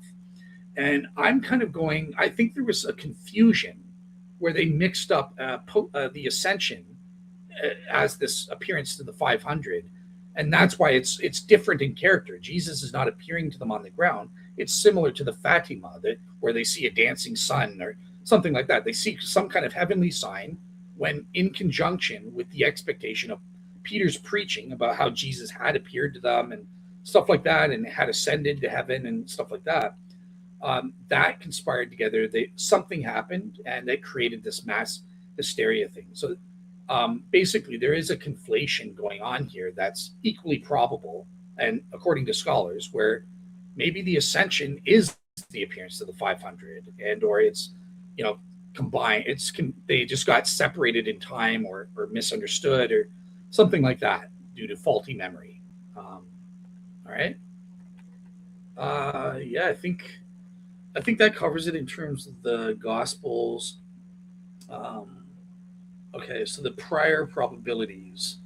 So you mentioned that you think the priors are inscrutable, but that's not necessarily the case, because I give very conservative estimates. I think we could argue, look, an omnipotent God, if he's got this goal, which in this debate we're assuming is to authenticate Jesus' claims to being the Messiah, that's the goal. I'm just saying very conservatively, well, there's at least 1,000 other ways God could have done that other than raising Jesus from the dead. And that would work even, you mentioned in terms of my second argument that, well, look, you've got to have something to preach first, and that needs to be established by miracles first. Then you can rely on the Holy Spirit. Well, no, Jesus had already been preaching and doing miracles to affirm his thing long before he died. So I think at that point, if he died and then was ascended into heaven or something like that, the Holy Spirit, or even rose from the dead, the Holy Spirit would be perfectly able to confirm that in Peter and stuff like that. I mean, the witness of the Holy Spirit, according to the Christian worldview, is the strongest evidence. It's according to John, it's even stronger than having empirical evidence. That's why doubting Thomas, it's better to believe without even needing to see, because that means the Holy Spirit is working much stronger within you to produce that properly basic belief. So I don't buy your rebuttal that, no, well, you need the objective empirical evidence first, and then only then the Holy Spirit can confirm it. I don't think that works, especially since the preaching had already been there prior to Jesus' death. There's one last. Necromancer. So in terms of a necromancer, you're saying that the odds are very low, that based on the timing. But that's my point. I think the timing makes what perfect sense, because in light of Jesus's predictions, this is what gave him the opportunity. And the fact that there was a hasty burial in Joseph of Arimathea's tomb, this provided the opportunity whereby the necromancer, okay, I'm going to seize on this opportunity. If he was just buried in a normal tomb and was buried properly and everything like that, and maybe he hadn't predicted, then I would agree with you that, well, what are the odds that a necromancer would randomly or arbitrarily steal the body at exactly that time? But we have to remember there are those circumstantial factors, the hasty burial, the fact that there was that opportunity to steal the body, and also the fact that necromancers specifically targeted people with special religious significance. The predictions was what I was trying to remember before. And Jesus was a person of special. He was a target. Jim Bob Jones, who cares about him, right? The necromancers target Jesus because this is a dang special religious leader. He's the kind of body we want to steal. So those three factors, the predictions, the special nature of Jesus, and the third thing that I'm forgetting. But yeah, that's it in terms of my rebuttal. I'll shut up there. I think I covered everything. So yeah. Okay, great. Let me first of all, let's just one quick question. Can you see the comments of people from StreamYard? Because I can't. It's saying this stream is to a custom destination, so I'm not able to see the comments. Okay, because I see YouTube. YouTube, there are some. Huh? Yeah, I don't know how. That's really sad, because I see in YouTube I have the the part in YouTube open, and there are a few. We actually have some people. We have Kejek and we have 21st Century Apologetics. They have some interesting questions, and that's so sad. So I cannot put your mouse over one of those comments. Like, don't click anything. cannot. In YouTube, in StreamYard, I cannot see them. I see them in YouTube. I see them when I go to the YouTube tab. I have to go to the YouTube tab, but I don't see them here in StreamYard. Oh, okay. So it's saying this stream is to a custom destination. So I have no idea Yes. what you've done or Yeah, why. yeah, yeah. I made it a custom destination because I couldn't make the normal YouTube connection work. I think maybe that's why that happens. Okay, whatever. Okay. But yeah, if the audience has questions, you can go ahead and ask. And Okay. It says when streaming to a custom destination, the stranger won't be able to show viewer comments. Okay, I think that's why. Yeah, never mind. Yeah. Okay. Yep. So what's if you just want to read it or something. Yeah. Okay. Well, anyway, let's see. Okay, Del, just ask me something. Tell me, do you have any other example in history of a necromancer stealing the body of a person of religious significance, like the body of a religious figure, or some church reporting that the body of a saint got stolen? Do you have any other example of this? Since because you say this is what's like super common or something. I mean, yeah, I mean, well, freaking Vikings, for example, would purposefully steal the bones of saints and relics and stuff like that, specifically for that purpose, because they knew it would create a devastating loss. There is, this was a common thing in ancient warfare and stuff like that. You would take, especially once Christianity got going. I mean, the 6th century King Khosrow II. This is the reason with the Shroud of Turin. Once he took over and destroyed the city of Antioch and or Edessa later on, they would hide things to protect it, hide these relics because people wanted to steal it. So there's countless examples. Now, an example of a necromancer, I don't have a specific one, but again, this suggestion is coming from Dr. Dale Allison, a world's expert, who says that he specifically says this, that they would target those types of people. That's who they wanted to do their spell. They didn't just want any old body of Jim Bob Jones necessarily. If I could get a religious prophet to experiment on, geez, I'm going to do that. Okay, sure. But you say that like they took advantage of this prediction, like because to steal the body. I mean, how is that supposedly going to work? I'm not sure I get. I get what you say, that why they will target him. Okay, I grant you that, but what do you mean that they took advantage of this prediction, of the confusion? So you think normally, I mean, I don't sure if I'm getting this. Like normally, they would have stolen the body. They wouldn't have not stolen the body of that guy. But when this guy predicts his resurrection, now they can steal it easier. Why is that? Because I think it provided a better opportunity for success, right? Because basically the necromancer, after hearing Jesus' predictions, and okay, it's a hasty burial and stuff like that, he knows, okay, once I take the body, this is gonna create a unique opportunity for confusion. The disciples are gonna be, suspicious what happened to the body, and maybe they'll put the pieces together and he rose from the dead or something like that, because he predicted it, right? And the Jewish authorities would have realized he predicted his resurrection, and they would say, oh, well, the disciples obviously stole the body to make the appearance of fulfilled prediction. So I think he sees, they're not going to be thinking grave robbers. They're going to be blaming each other, and that all going to take advantage of that. Okay, I see now what you mean. But I mean, the disciples will notice that he doesn't show up at some point, right? But okay, maybe they will believe. I mean, from the perspective of the grave robber, maybe they will believe he's in heaven, resurrected, right, or something like that. Okay, sure, that's fine. But let me ask you this: like, you say that these appearances were added later. This is one point you made. Like, we don't have the remark, and they get added later, right? In the later Gospels, the appearances of Jesus. But there is one big problem with you theories. Paul has the appearance of the 12 in 1 Corinthians 15, which is super early, and Paul is already saying Jesus appeared to the group. So it's not a story that got added many decades later. Paul, I mean, it was at least added But people say that, by the way, people say that this creed goes back to like a few years after the resurrection. That's many people, including like many secular scholars, I think. So I didn't catch the last bit, but yeah. So Yeah. so so in terms of, I'll just address the first part, and then you can ask the second part again. But so in terms of the first part, you're correct. It's in the first. This is an oral creed going back within the first few years. I am accepting all of those historical facts because I believe there's good evidence for that. Right. I'm not arguing disingenuously, but all you get from that is appearance. It just lists the appearance to the 12. What I'm talking about comes later is the secondary details about the nature of the appearance. Your whole argument didn't appeal to just the base fact that they had an appearance, but it's you include the nature. There was touching, there was eating. That in But your yeah, opening, you included those so details.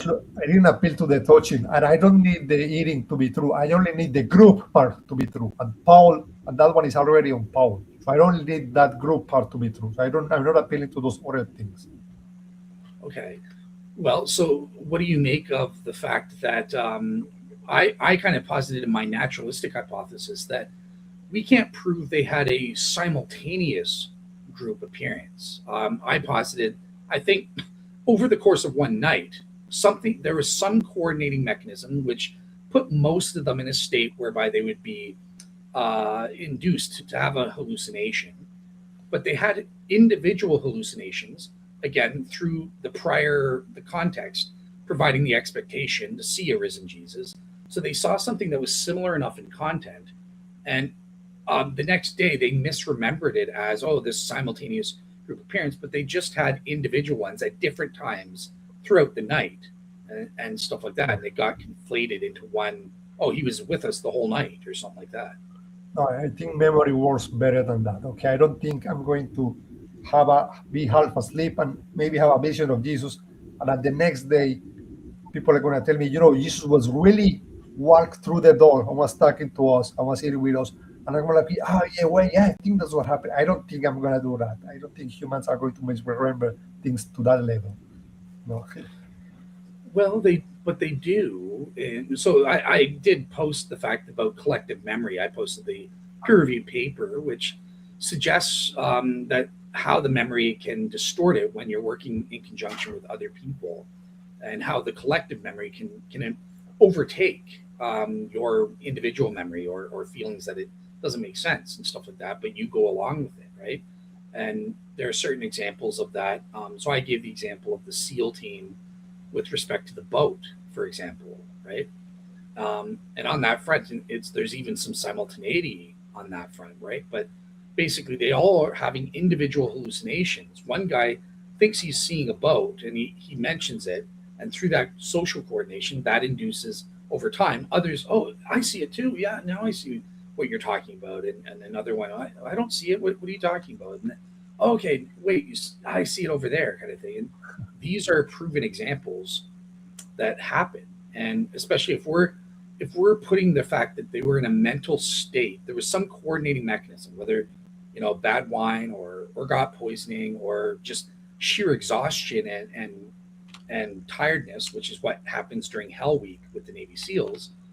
That coordinating mechanism would also be inducive towards having faulty memories the next day when they went back, and remembered.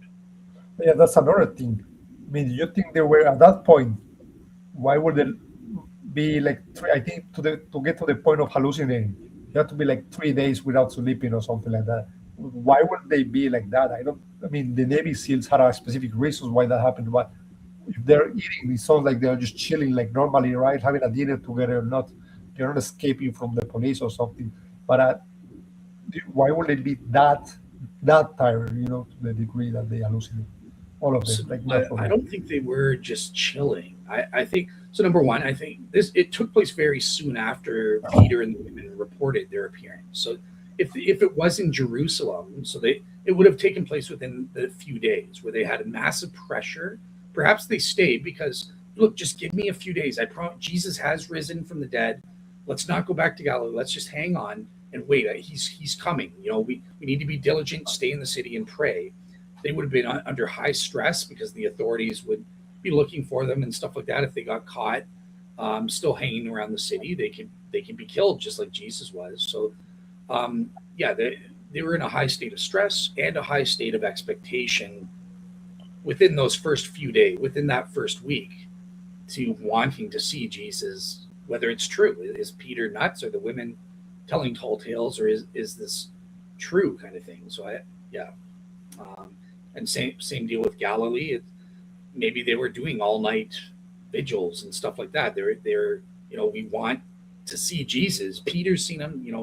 We need to stay up and not sleep until he appears to us or something like that. Yeah, okay. Sure. I would have to look at what exactly does the Navy SEAL say, like because if a boat like is very far, it's easier. Yeah, there was something weird. It's easier to be mistaken like that in a way that is harder to be mistaken about Jesus being right next to you, right? So I would have to look at the whole that example, right? The only thing I would say though is, so that's correct. That is a valid disanalogy. So I have to be honest again. I'm not just arguing for the sake of arguing. That is true, and that could lead to the fact, well, maybe it's not this mass hallucination. It's an illusion or something. They're seeing something that's really there and mistaking it for a boat. The only thing is, from my understanding, in those studies, they know for a fact there's nothing there. There are no other boats in the vicinity or objects in the vicinity that they could be mistaking. So they do know it is genuine hallucinations that are causing them to see this, whatever it Yeah, is. yeah, right. Like maybe a few hours afterwards, or maybe the next day, they are like, wait, no, that was just an hallucination. Or maybe right afterwards, they just realize immediately. And maybe they thought for a few minutes there was a boat, but maybe they immediately realize, no, that we're just sitting, right? I think maybe that's what happens. That's why I say I would like to read the whole thing. That will be different because then the disciples, if that's happened, the disciples, again, what I'm saying is the next day they will think of it with a cold head, some so to say, and you realize no, we're just getting a bit too crazy there, right? He didn't really appear, right? But do you think so? Like the social context afterwards, when they're remembering after. So with the Navy SEALs, it makes perfect sense why they don't believe. That number one, they're being told it was BS, and they know in advance we're putting ourselves in this situation where we're gonna hallucinate things and stuff like that. But where's the disciples? They've already, according to all they know, they've already got seeming confirmation. There is an empty tomb. Peter, our leader, has told us he's seen him. The women have confirmed they've also seen him. We really want to see him. I would think the socialization afterward would be the reverse, wouldn't it? Be convincing them to go, yeah, that no, we did see it. That was true, kind of thing, rather than the opposite. Yeah, yeah. But I mean, they're going to expect to see him for real, like walk into the room or something like that. They're not expecting to. They're not thinking, okay, if I half see him half asleep, kind of see him a little bit, now that counts as. I mean, I'm not sure that you can make that stretch, right? Also, the women would have told him, if the women told them the whole story, like, okay, we saw him. At first, we thought it was the gardener, but I think it was actually Jesus. I got a Jesus vibe from him. But maybe they will get this and they will think, are they just saying silly things that it was the gardener? Maybe they will also like reasonably think about this somehow, right? Yeah, And I think that's a some fair people, point. yeah, some people they say that people don't believe women, the testimony of women because they're women. I don't think that's true, but that's Yeah. something other people say. But so Yeah. I think that's a fair point. And remember, I when I calculated the odds of this, I favored the resurrection hypothesis. In fact, it's way too much, but I gave it a 1 out of 10 million chance that my natural theory is true relative to the resurrection hypothesis. So I I'm kind of saying, well, I can agree with you. Maybe it is incredibly improbable, but in the grand scheme of things, even if it is improbable, all things considered, my natural theory is still going to be more probable than positing a Oh, resurrection. yeah, So okay. Yeah.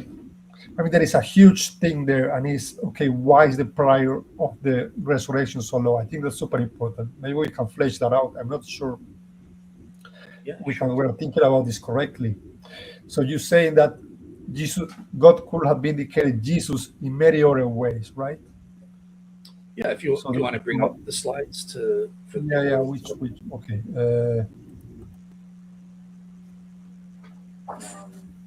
so you're talking about this one first or this one? I had two arguments basically. Okay. Yeah. You say there is the prior probability is low. Why is it so low? Basically, because this being uh, making Jesus rise from the dead is just one in the many possible things that God could have done to vindicate Jesus. Is that what you're saying? Yeah, so here, this one, I assigned a 1 divided by 1,000 odds. So it's not Okay. that low for this one. But I basically just posited, look, given we have an omniscient and omnipotent God, I'm granting you that here. And he's the one responsible for raising Jesus. So I'm even granting that mechanistically. Yeah. There's still very low odds because what are the odds that God would want to accomplish his purpose through raising Jesus in the specific way he did? So, number one, there are very, I would imagine for an omnipotent God, or at least I'm positing that couldn't he achieve that same purpose, authenticating Jesus's religious message by not raising him from the dead? Maybe he did some other miracle, like an ascension or What? anything else. And Okay. and the second part, even assuming God had to, the miracle had to be a resurrection. There are different ways he could have risen Jesus. He could have risen him through light. If, not to make it ridiculous, he could have risen Jesus wearing a pink tutu, for crying out loud. Like that. The point is, God, to keep it serious, God had different ways he could have achieved the same purpose by producing entirely different miracles or the same miracle but in a different way. And I just posit there's at least 1,000 out there. I think that's pretty conservative. Okay. I think there is something about that that doesn't make sense. Look, I'm going to give you my testimony for because look, if God does another miracle, vindicates Jesus with an ascension, we will be looking at the same data. Like we will be also be looking at that and seeing, okay, so it looks like God made an ascension, right? I mean, we'll be getting the same thing. Let me give you an example. I tell you this testimony, Dale. Today at you know 17:38 p.m. I drank a little water, right, like this. Then later you go say, okay, what is the prior of that being true? And that is what you're asking is what the epistemic probability of that being true. But here's the thing: then you ask yourself, okay, what are the odds that you drank it in that specific second, where you could have drank it 1 second early, you could have drank it 1 second later, you could have drank it 5 minutes later, and if you do that a lot, you're gonna end up that the probabilities of me having drank water at that second, specific second, they are very low, right? But here's what I think. I think this is wrong because the specific second doesn't matter. If it was 5 minutes early, then I would have told you that it was 5 minutes early and you would have made the same argument. So what I'm thinking is that doesn't matter. I don't think that is relevant here when I don't think prior probabilities work this way. I think prior probabilities refer to like epistemic probabilities in a way that is different. I'm not sure is that like a frequencies, it's like in a frequencies way. And when you think about the frequencies, what is the probability of this event happening? In this event, what does this event refers to? It doesn't refer to the specific second where it was done, for example, right? Because in another second you will have the same thing. This event refers to a more generic thing, like you know, go to, so you know what I mean? It doesn't refer to a specific second, for example. So it doesn't matter. In the same way, it doesn't refer to the specific, to the fact that he resurrected in this way or the other way. Like, why were the odds that God would want to vindicate Jesus in some way, right? Whether it's specifically a resurrection or an ascension, I'm not sure that matters. I think that's mixing up frequencies thing with epistemic probabilities. I don't know why, but it seems wrong to me. What do you think?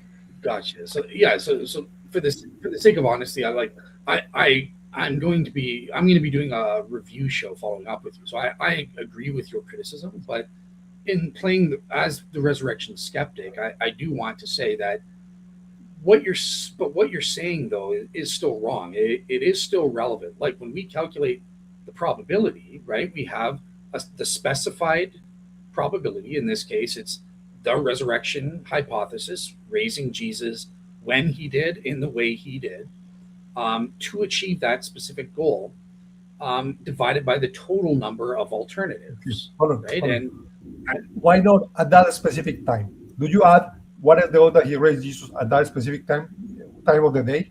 You don't do it. Why? Why? right. So what you're saying is maybe. So let's say for the sake, I think that my odds are so conservative, right? Remember, I only assigned 1 divided by 1,000 here because I was taking in that there, out of all the ways God could do it, maybe there are an acceptable range of alternatives. So maybe God could have risen Jesus, for example, within a period of 5 minutes, and any time after that would have been not acceptable. It wouldn't have achieved the goal, or any time before that wouldn't have achieved the goal. So let's say we have all of those seconds, right? That's 100 options or 1,000 options or something like that.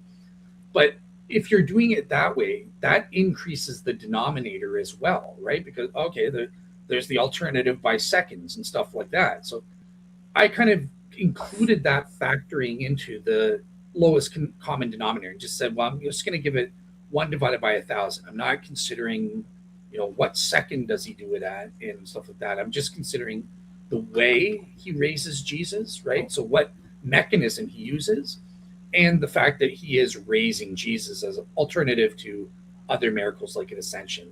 I think those are the only relevant factors here. Yeah, and actually, I also being honest thing. I do think that there is some mistake there. There's some statistical mistake that doesn't work because, like I say, if you specify the event enough, of course you will get to a massively low price. What the odds of this specific event happening? If you're very specific, it has to happen at a specific time, at a specific person. Of course, you're gonna get absurd low price, right? So I'm not. I think there is a mistake, but I'm not sure how to word it. I'm planning to ask this to McClatchy if he agrees. I sent him an email, but he hasn't responded yet. But hopefully, he will. I've asked him. Yeah, he's. I don't know. You should ask Lydia McGrew. So for example, so number one, let me just say this: you are correct. I believe there's a mistake here. Yeah, so I'm arguing outside of I'm taking my skeptic. There's a mistake here, and again, on the review, I'm going to be doing a review show with Tavo and maybe David Johnson, and I'll reveal what that mistake is. Oh, that's great. That said, putting the skeptic hat back on now, this is an argument advanced by Dr. Lydia McGrew, a world's expert in Bayes' theorem. And I will admit, on this front, she knows more than Jonathan McClatchy, because I've asked him about this directly, and he didn't know that kind of as well. So this argument comes from Dr. Lydia McGrew, as well as Nathan Orman, Digital Gnosis, and Dr. James Fedor. So that's who invented this prior probability factor here. But yeah, I agree with you personally that I think there's a mistake, but as a skeptic, I'm not going to reveal what that is here. Okay. Yeah.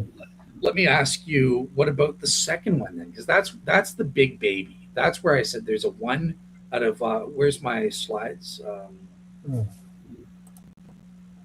This is the one that kills it. If you can refute this, then I think you will have won, at least based on the factors I give. But so to ram or not to ram, basically, we know that God's modus operandi is not to perform religious authenticating miracles. And again, this is an argument directly from Dr. Lydia McGrew, an evangelical Christian, the one that you're basing your argument for the Gospels on, right? She invented the reportage model here, but she's saying, no, the prior probability is so low because of all the times a religion authenticating context is present, 9 times out of 10, God doesn't perform a ram in those circumstances. So it is extremely improbable. And I gave it odds of 1 divided by 100 million chance that God would be motivated to produce the resurrection as a religion authenticating miracle. In Jesus' case, when all the other times that same motivation is present, right? We can posit the Christian missionary. So I'm pretending Christianity is true here. And God would be motivated when a missionary goes overseas and preaches the gospel. Well, God's motivated. He wants to save as many people as he can. So presumably he would be motivated to perform a religion authenticating miracle for these people, but yet he doesn't. 9 times out of 10, he doesn't do that. So therefore, the odds are very low that he would do it in Jesus' case. Okay, so there is one part there that is something, a divine hiddenness objection. It's like, why? I mean, a part of it can be like, if God is motivated to want to save those people to 100%, why doesn't he make a miracle so they will be convinced instantly, right? I mean, there are some responses to divine hiddenness, and one popular one is Divine divine hiddenness. Divine hiddenness. The fact that God doesn't appear hiddenness. Okay. Right. Okay. You know the argument from divine hiddenness, right? You know what that means. Hiddenness. Oh, okay. Hiddenness. Yeah, I know what you're saying now. Yeah. Okay. Sorry. And it's the fact that God, if he reveals himself too directly to you, it will be a bit like forcing you to believe, and he doesn't want to do that. So he only does that, and like he doesn't does that to everybody, right? So, and what my own personal opinion, I think, if God was like really standing next to you, like I mean, in your life, maybe the entire day, like looking at everything you do, like I think there is a possibility that you wouldn't like that. Maybe you will feel like he's watching you all the time. Like, okay, oh my God, I cannot think of this. Oh my God, I cannot watch TV. Maybe you wouldn't like that if maybe there's no reason why in this life God wanted us to live the way we do it, right? And then later in heaven, things will be different. But maybe right now you wouldn't like it if God was watching you poop, for example. Sorry, or watching you go to the bathroom or something like that. I don't know. You know, I mean, it's something like that. That's why he's not like doesn't appeal directly to people. But let me see. Okay, there's one thing. You say 9 out of 10 times this event doesn't happen. Okay, let me give you an example. 1 out of 10 times where United States bombs a country is not a nuke. So most of the times where there have been bombs, it was not a nuke. And now, does it mean that the prior oath that was a nuke? I mean, they are very low. I mean, there are things that only happen once. For example, if you think, a nuke is going to get used once, and that's going to work as a deterrent, because now the entire world is going to see, look at this insane destruction, what happens, the air gets poisoned. And if it happens once, it's going to be enough. Then that thing is going to happen once, and after that, it's not going to be happening, because the happening of once already is enough, right? So that's what is going to make the frequency, when you take the total times, right? It's going to make it seem like it's one in among many, right? So if Jesus needs to rise is enough for him to rise once, and after that, he will do it once to create the religion, but then to be indicated once, but then he will do it the next times once the religion starts and gets going. Then he's going to do other things just to preach it, to promote it, to make people believe in it. And by the way, sometimes God does make miracles. I mean, it's not true from a background knowledge that God never ever does miracles. Craig Keener, I think, has a book. There are like 200 million people who say that they have witnessed some kind of miracle, right? And there are many doctors who think that they have seen miraculous healings, right? So it's not correct to say, from a background knowledge, this like never ever happens, right? Also, Paul says he performed many miracles. So I think it's important. All those miracles, for the sake of this debate, I can grant that all of them take place, but they're totally irrelevant, because Remember, we're only focused on a specific type, a religion authenticating miracle, what I call a ram. That's what we're talking about here. So what I'm arguing is that I can prove through proving, establishing there are times when a religion authenticating context obtains, whereby that means God would be motivated to perform a ram, a religion authenticating miracle, in whatever form that is, not just resurrection, whatever it is. He would perform a miracle specifically designed to authenticate Christianity, right? Yeah, I'm assuming Christianity is true in this prior odds argument here. But yet he still doesn't do it, kind of thing. And I think if I heard what your answer is you're saying, well, no, because just establishing there's a religion authenticating context alone is not sufficient to prove that God is sufficiently motivated to perform a ram. There could be other factors. This is what your counter is, if I've understood you. And I will say, indeed, that is the proper defeater to my argument here. But it's not enough to just assert this vaguely. You need to prove it. This is a debate. So can you prove that the Christian God actually has some further aspect that's required before he would be sufficiently motivated? Why wouldn't a context whereby he has the opportunity to prove Christianity is true and thereby save these people's souls, why wouldn't that alone be sufficient motive? What else would God need? And how do you prove that God would require whatever this additional criterion is? Well, I mean, why doesn't he like Does that make prove sense? Christianity? I'm not sure. I think I got a little lost there, but why doesn't he prove Christianity like in other opportunities when he can prove it? I think he wants faith. I think he also wants to force belief. I think that's my answer. It's an answer to divine hiddenness. I don't think he wants to intellectually convince you of Christianity to force you to believe in him. He wants you to like choose to believe in him for some reason. Oh, okay. Well, then, okay. So if that's your answer, that just fails then, right? Because look, God, you're arguing God did perform a ram, and that didn't interfere with divine hiddenness or free will or so. So clearly, he can perform rams, and I don't see. It just seems implausible to me. Well, you see, if he does it at that specific second back in 30 AD, it doesn't interfere with free will. But if he did it 2 years later, then it interferes with free will. Okay. That's implausible and ad hoc. The time doesn't make a difference. So Okay. if that's what your counter is, I would say that's a failure. Okay, let me clarify my content. Did God interfere with the free will of the people who witnessed Jesus' miracles or who saw Jesus personally? Or I think God knows who He's showing this to, right?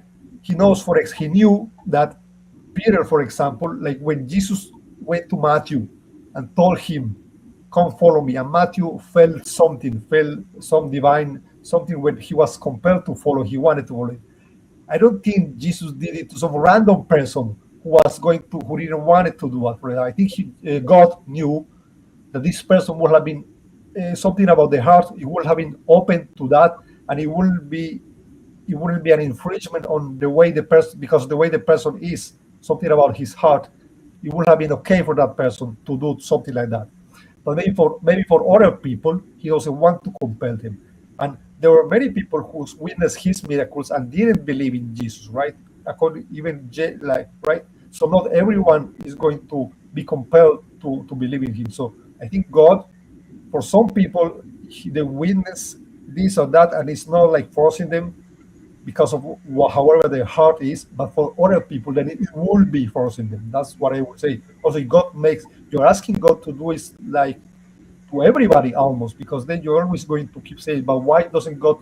Because if you take to this logical conclusion, like, why doesn't God want to save everybody? Why doesn't 100% of humanity becomes convinced of being a Christian, right? So maybe there's some depends on the people somehow. So okay, so the only problem is that's not consistent with the background evidence of the Bible. So I can defeat that counter because it's not the case. Salvation works the exact same for everybody, right? So everybody, it requires out of necessity a libertarian free will choice. Otherwise, it doesn't. Again, Calvinists will disagree with me, but I would just say, okay, so in the debate, you would need to prove to me that because I don't buy it right now. Can you prove to me that, given the background evidence, some people, when presented with the evidence of a resurrection, are still able to make a free will choice, whereas others would be determined to make their choice, as opposed to everyone still having a free will choice regardless of what they witness? You would need to prove that that's the case before it would work. I mean, it's not. I'm not sure it's really like these people made a choice. It's for example, these people, they would have happy to make that choice. They would have gladly made the choice. Like, it would have made him happy. For example, I don't know, but these other people, it wouldn't have made him. He wouldn't have felt differently about it. I don't know. Maybe something like that. It's not like they made a free choice. It's like they were super disposed to make that choice anyway. For example, like so much that it doesn't matter. It's not like infringing them to do something that they would have normally done. I don't know, something like that. Well, okay, so if I would agree with you that the background evidence on the biblical model would support, look, it's even in Jesus's middle knowledge is presented in the Gospels themselves, where Jesus is saying, and I'm granting this as background evidence for you, but that, if I performed these same miracles in front of Sodom and Gomorrah, they would have freely chosen to convert, kind of thing. Again, they're not being determined, but if those counterfactuals were the case for Sodom and Gomorrah, if they received a religion authenticating miracle, they would have freely chosen to convert. Whereas he's doing those same miracles in front of the Jews, and those hard-hearted buggers of Pharisees are so hard of heart, they're choosing not to be converted. So we agree on that, but how does that fact make any difference? Like, why is the fact that there's the counterfactual about, well, the Sodomites would have converted? How does that do anything? I don't understand. I think that if I understood correctly, right?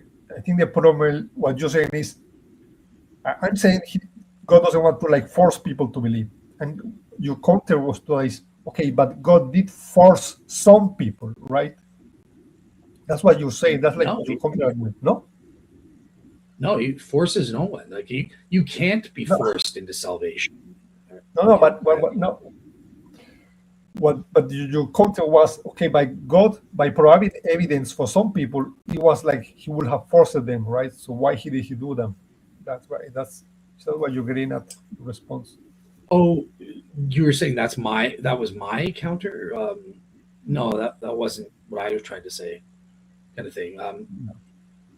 Yeah, I'm just trying to say, look, there are occasions. How does my prior establish God has a sufficient motivation to perform a religion authenticating miracle? Well, it's whenever a religion authenticating context obtains. And that alone is all you need. That's sufficient to say, yep, God is motivated to do a miracle at this point, kind of thing. So a religion authenticating context, I use the example in my slides of Elijah, right? A religious contest is a textbook example where a religion authenticating context obtains, because you have a pagan god like Baal and you have Yahweh. And in this case, God would be motivated to say, I'm the one true God. Those pagan gods are fake, fraud, and phony. And so he provides miraculous proof, fire from heaven, that consumes up the pagan sacrifice. And so obviously God does this in the Bible.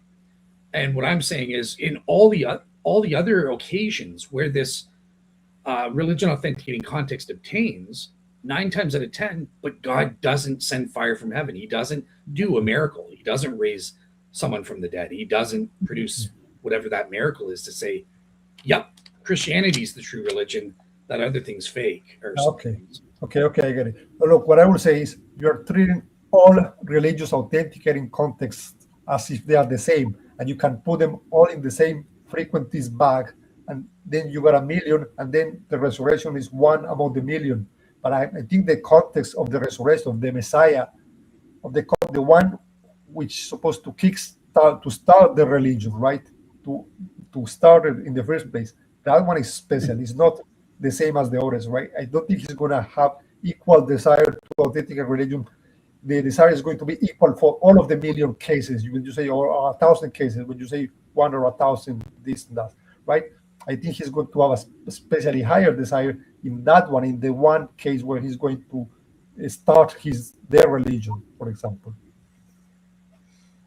Right. I guess I would just ask, like, why? Like, again, you would need to prove why there's a difference between the founder and other cases, because the whole point of the founder and these religion authenticating miracles, their goal, so I'm arguing, is to convert people, to bring people to the true religion, which my argument is assuming is Christianity for the sake of argument here. And therefore, it shouldn't matter whether someone's privy to the founder or not. God wants me. He's not a respecter of persons. He wants a bunch of pagans living in a jungle to be converted just as much as the Jews living around Jesus witnessing his miracles at that time. So I still don't see that the presence of the founder makes a difference. If there is a religion authenticating context present, we would still have that expectation. Right. Unless you can, yeah. Unless you Yeah, I can mean, prove there is a reason why you would be motivated for the founder, okay. not Yeah, with the yeah, I church. don't want to go into circles here, but I think because there are Okay. other more interesting things, and maybe we get lost. We waste too much time on this. Maybe we bore the audience. Really. I Okay, don't know. fair enough. I don't know if there's anything you particularly want to point out. Let's see about the contradictions. You say, okay, the appearance in Galilee versus the appearance in Jerusalem. Matthew doesn't specifically say, okay, this appearance in Galilee, it was the first one, the first time he appeared. He doesn't explicitly say that. You say it makes sense because the angels told them they will go to, we can show the slides if you want. It makes sense that they will be the first, right? If the angels told the woman, go, you will meet him in Galilee, it makes sense that they will be the first, but it's not the same as saying, okay, this was the first appearance, right? Maybe the angels told the disciples, go, you will see him in Galilee. He was talking about the second time, right? He wasn't talking about the first time they will see him. It doesn't logically entail, right? This is going to be the first time. Well, so for my understanding, and this comes from Dr. Mike Lacona, Yeah. page 177 to 179 of his Gospel Contradictions book. So maybe I can find the quote, but he says the Greek word for there, when the angel says to the women, go to Galilee, tell the male disciples to go to Galilee, and there they will see him. The word there in the Koine Greek indicates this is the first place you're going to see him. You're not going to see him before that. You go to Galilee, and then you're going to see him there, kind of thing. So really, how can one word indicate so much? I mean, I know Miley Connor is great at this. I don't, but how can one word convey all of that? The word there, how could it convey so much? so let me find the. Do you have the scholarship book or the layman book? Because I think there are two versions of the book. I got the layman normal version. I don't remember that part. Okay, maybe I have the scholarship. I didn't know there's two versions of it. So Yeah. it's on between pages 177 to 179. But Okay. But anyway, yeah. Again, this is what Mike Lacona is saying. Again, evangelical conservative. Okay, so the Greek. Okay, tell my brothers to go to Galilee. This is page 178 at the bottom. They will see me there. In 28 verse 10, the Greek eke or there appears first in the sentence for emphasis.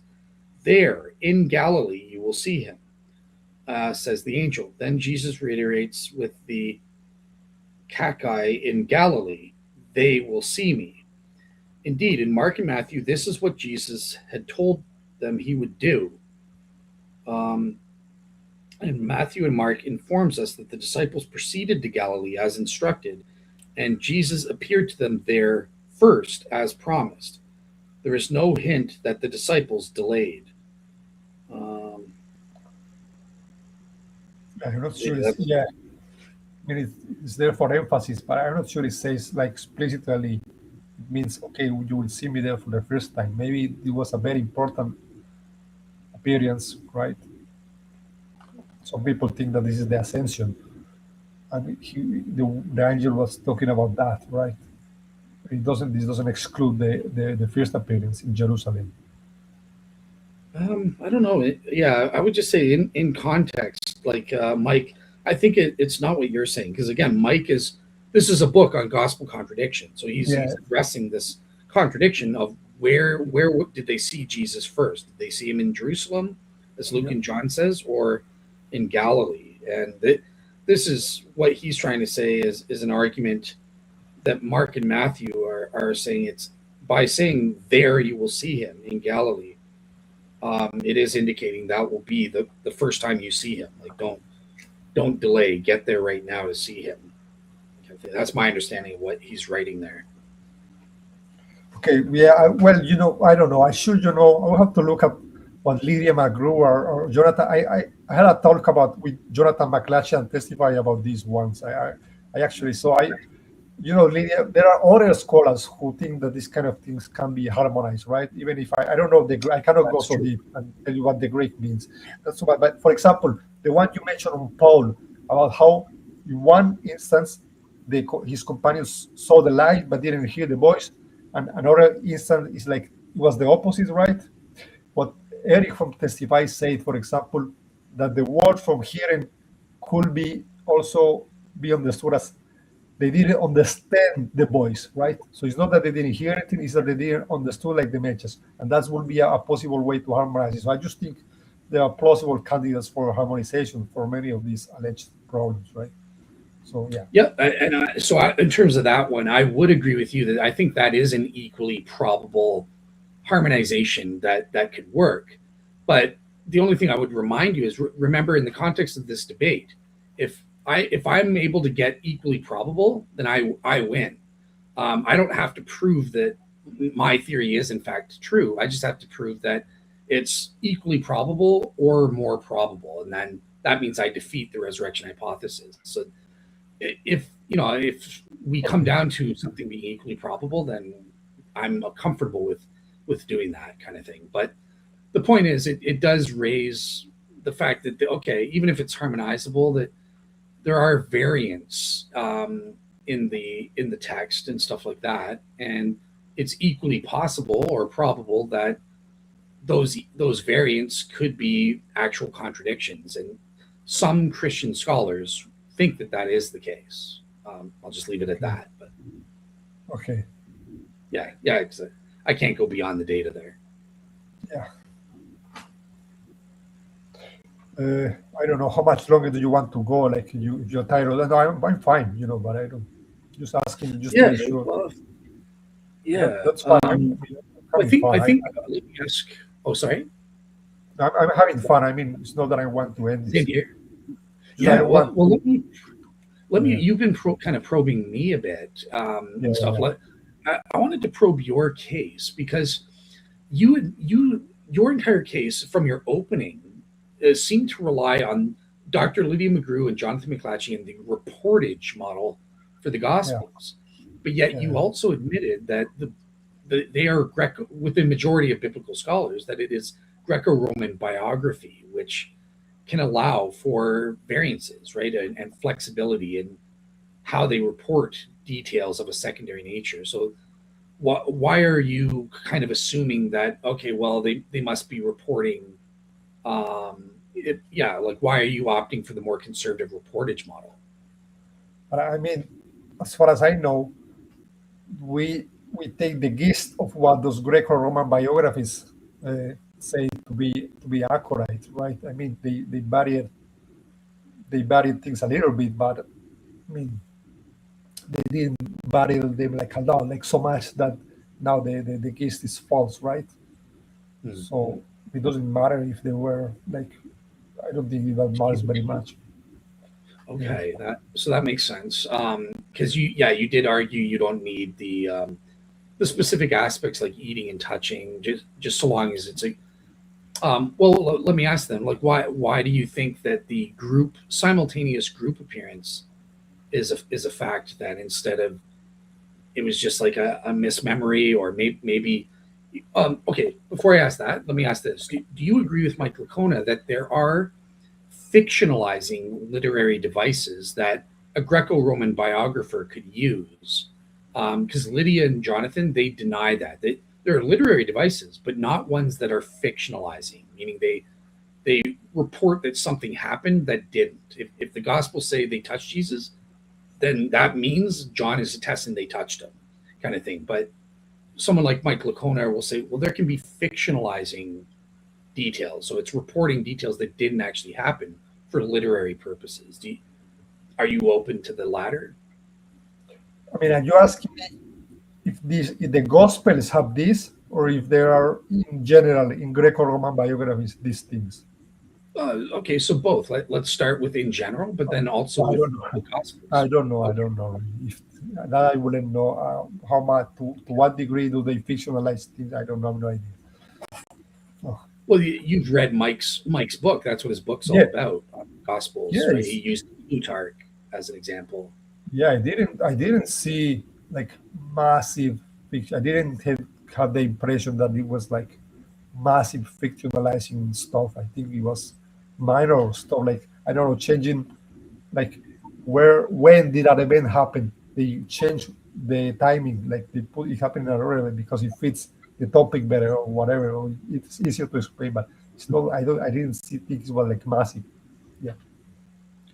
Okay. Do you agree with my point? So Dr. Lydia McGrew, in her book that I'm reading now, where she's arguing for the reportage model, she kind of argues along the same lines as you, right?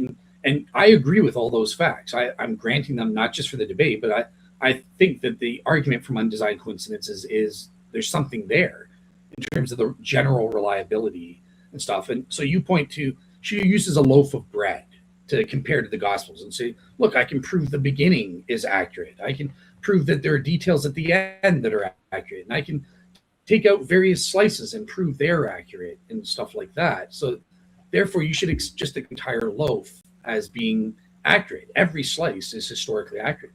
But what I'm saying is no. I think that Mike Lacona and Craig Keener and Craig Evans and various biblical scholars have proven there's at least one or two or three slices in the middle of that loaf that aren't good. They aren't historical. They're corrupted. They're contaminated with ergot poisoning, whatever. They're not good slices. And so long as I can prove there's one bad slice, then the burden of proof is on you. You can't just rely on general reliability. You have to prove the specific elements, the specific bread slices you're using are in fact historically accurate first before you can use them in an argument. Would you agree with that kind of thing? So let me get see if I get your point. So this event, let's say, imagine these events did happen, right? Jesus did miracles and rose from the dead, and there were many people who decided to write reports of this. Let's say we have several. Let's say one person at one time decided to invent something, or maybe he believed something someone told him and added to the story. Okay, just one instance.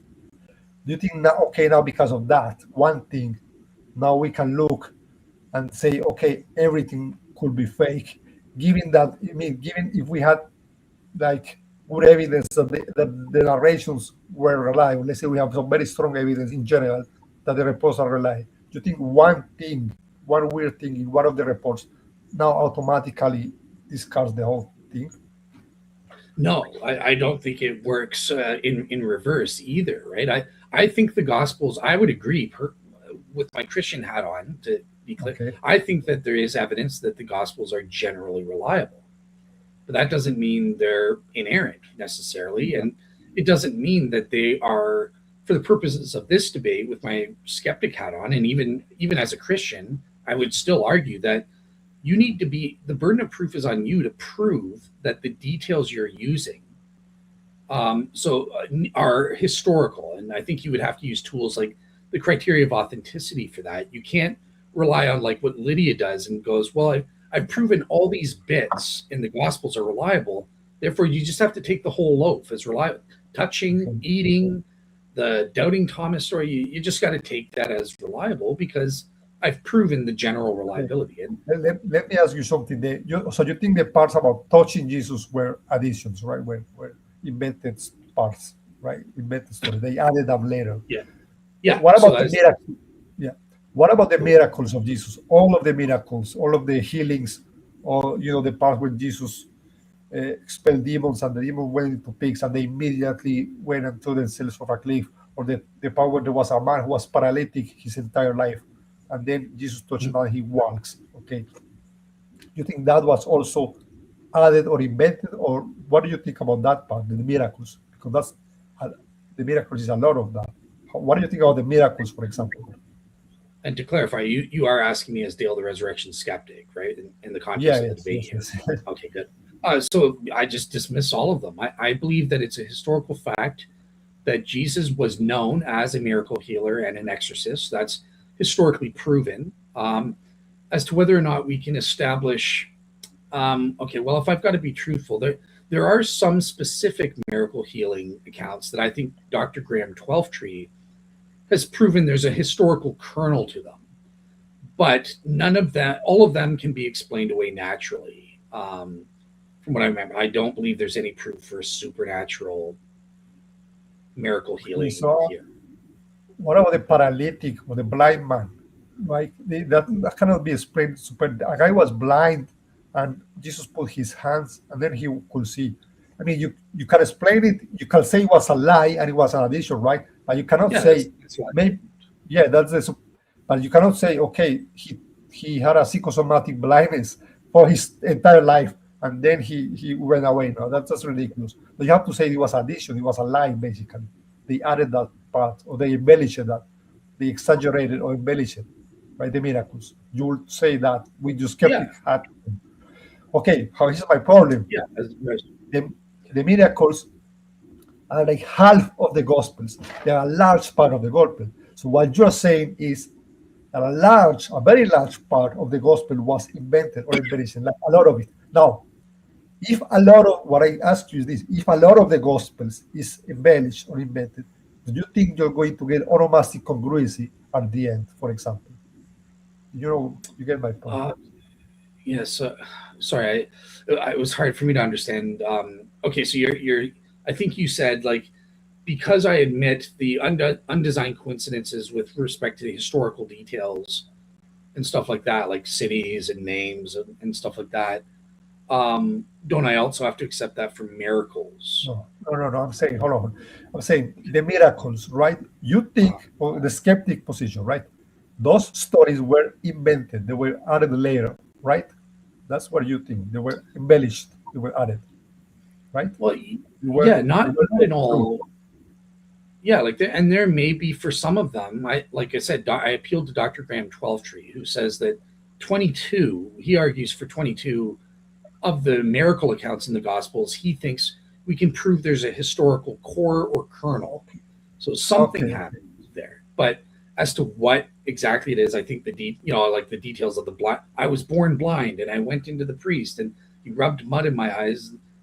These can be all legendary developments. Like what Okay, the aspects you're relying on to say, well, you have to believe there's something supernatural. Those are the aspects I'm saying are legendary as the skeptic okay, here. okay. Yeah, what I think is those supernatural, they have a number so high that at some point you're saying that a large part of the gospels is embellishment.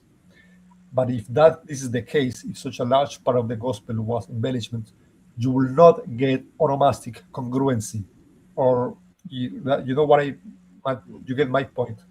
Or for example, take the example of the feeding of the 5,000. Right? You don't think that happened at all. Like the miracle didn't happen, right? But how come the story has so many undesigned coincidences? Like so many undesigned coincidences are only going likely to happen from a real event. But the entire story is about a big miracle. And if the miracle is invented, I mean, how could you get like you cannot say, I mean, if the miracle, the story didn't happen, the whole thing would have been invented, and you will not get the undesigned coincidences. Yeah, well, so there's two things I guess I would respond to as a skeptic. So number one, you could say there is the historical gist that he did teach a sermon in this area, general area, where we can actually kind of prove there would be this echo effect and stuff. And maybe there was food being provided to a lot of the people there through natural means. And okay, over time it got embellished into, oh, there wasn't enough food and Jesus supernaturally created it from this. Oh, we lost Dale. I don't know what happened. Let's wait a bit. So how are you guys liking the debate so far? You can comment on YouTube. Let me see. Oh, you're back. That's great. All right. So yeah, sorry, I got the second thing is we also have, when it comes to Greco-Roman biography, we do have to be open to sometimes the entire kit and caboodle is a made up legend. And I've given you cases where Craig Keener, Craig Evans, for example, all of the I am sayings in the Gospel of John. So not just where Jesus says I am, there's a series of 7 things. I am the vine. I am someone like Craig Evans says, yeah, all of that's made up. All 7 of those I am things. So they just throw it out, right? And Dr. Mike Lacona, the appearance to the Amos disciples, he says for all we know, that entire thing is made up. Same with the Doubting Thomas story, that none of that happened. It's all legend. So that is an option that you need to refute and defeat as well. Not everything has even a historical kernel or gist to it. Yeah, well, that's just one. I mean, obviously, you can list some scholars who think some parts were made up, right? There are many liberal Christians, are also skeptic and agnostic scholars. But I think I can also point to conservative scholars. I don't know, empty right. I don't know who will say the opposite, who will disagree. No, I don't think this made up, right? So saying that the thing. So I'm being very careful as a resurrection skeptic. I have an appeal apart from Bob Price and Bart Ehrman. I've not appealed to atheists or liberal scholars. I've appealed to conservative evangelical Christian scholars like Keener, Dr. William Lane Craig, Mike Lacona, and Craig Evans. So I'm using people who would have a bias. It's the criterion of enemy attestation. They would have a bias to tell me what you're saying, but yet they're being truthful. So I think there's more credence with them in this debate. Yeah, but it is still an appeal to authority, I admit. Yeah. Yeah. I mean, we'll have to look at their arguments. Why do they think that's invented, right? Yeah. I mean, if you want to be, but of course, sometimes we just appeal to something and the authority is fine, right? Yeah. But I don't think that's invented, right? I will not. I want to be a conservative Christian here because I want to take this seriously. No, I don't think that was invented, right? You have to give me the arguments why do they think this is invented. So fair enough. Yeah. All right. Is there any other things that you were saying?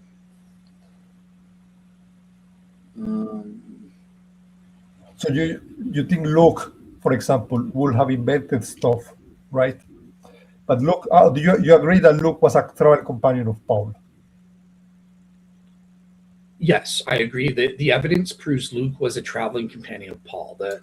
From the we passages alone. So that's historical fact that even as a resurrection skeptic, I can't deny. Okay. Okay, go ahead. Yeah, so Luke would have also been in danger, for example. He was also risking his life for Christianity and stuff. So why was he then lying to make his, if he knew it was a lie, it was that doesn't match, right? He's honestly believe, why is he lying about it, Yeah, because it's as Craig, he's not lying. What he's doing is he's honestly using ancient fictionalizing literary devices. And that's where I quoted Dr. Craig Keener's commentary, where is it? Where they point to, look, this was a device. The calling narratives fit where a theophany happens, right? Jesus, God in the flesh, appearing to Paul. In the context of a calling narrative, we would call it a conversion narrative, but Craig Keener says that's not accurate. At the time, they would have called it a calling narrative because Christianity wasn't a separate religion at that early time, right? So like in these calling narratives, there's certain literary callbacks to prophetic callings like Jeremiah or theophany type language, right? The blind, I was blind, but now I see. Okay, well, that happens literally to these people who are being called. And again, Paul is not unique in these elements. Oh, he's with companions, and some of them see or hear something, but they don't get the full message because they're not qualified, kind of thing. And then you receive his calling as the apostle to the Gentiles. This uses, as Dr. Craig Keener outlines, and if I need to, I guess, no, I was going to pull out I gave examples from Craig Keener's commentary on Acts, where he gives very specific examples of all of those elements fit into these theophany type language. So the thing is, Luke is not intending his audience to read these as literally true. He knows his audience will just read them in the context of a theophany calling experience. And so he'll know the blind, yeah, okay, you didn't really go blind, but we get the importance of, yeah, he was blind theologically, but now he sees the truth of Jesus. That's all that's being said here. And so that's how I would respond to that, is Luke's not lying, but he's using fictionalizing literary devices. Yeah. Yeah, I'm a little skeptic about this kind of symbolic parallels and stuff like you were blind and now you didn't see, and now did somebody go blind? Oh, it means he's making a symbolic parallel to that. So, and it must be the story is not real. I'm a little skeptic about that a little bit, and I think if you want, like, post facto, you can try and make a lot of things give a symbolic interpretation, right? I think it doesn't mean that that's what the author had in mind. And I think most of these times, many times, this feel like a stretch to me. Like, oh, this word can be seen as this symbolism. It must be that that's what the author had in mind. I don't know how many people agree with Carl Kriener. Yeah, I don't. I'm not Craig Kriener. I'm not sure if that's what most people think, right? I think there are many others that think that this event happened, right? Yeah, I do think the theophany type elements is something that's widely recognized in scholarship. Certainly, there are people that disagree, scholars who disagree with his take on that, and or even if they agree with him, they disagree to the extent that the secondary details are just theophany type language, kind of thing, right? So there's some debate. I'll be honest there. And there's something else I was going to say, but I forgot now. Okay, yeah. There is scholarly debate on this, but I do think that the theophany type language it has the consensus. I think the majority of scholars, I think, would go for that, especially in light of the alleged contradictions. Most of them believe there are contradictions in the three accounts in Acts reporting Paul's experiences. Okay. Yeah, I know. Testify the stream responding to that. I mean, I will have to. I don't have the number all of the top of my head, like what's the harmonization, but I know that he did the one, you know. But I'm not sure. Is that like most scholars who think that there are contradiction, or like just is like most of them, or like how I many? think You know that? literally, no, I think literally, like, again, I haven't done a poll or counted and stuff, but just from my sense, it seems like the majority of scholars, literal majority of scholars, would say yes, there are contradictions in Acts accounts of Paul's conversion based on the state. We address one of them, right, where it's like, did they hear or see?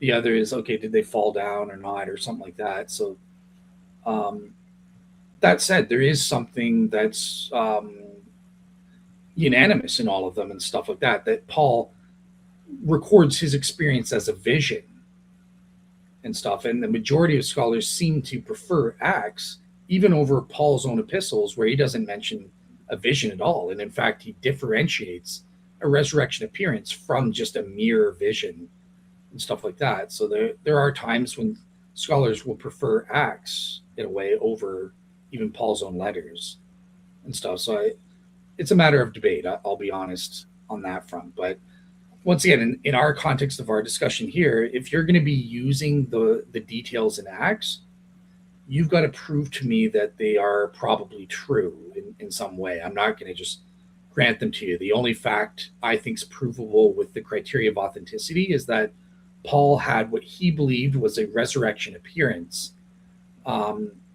And he believed that was the bodily Jesus, and therefore he converted on that basis as the apostle. So what is the criteria of authenticity again? Please remind me.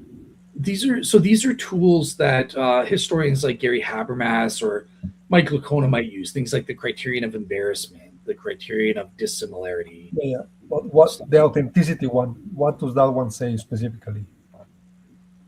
The authenticity one?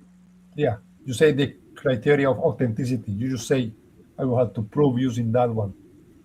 Oh, That, no. So the criteria of authenticity there are various criterions that are, yeah, okay, now I get it. No, it's yeah, not on a specific one. It's the criteria. It's a plural.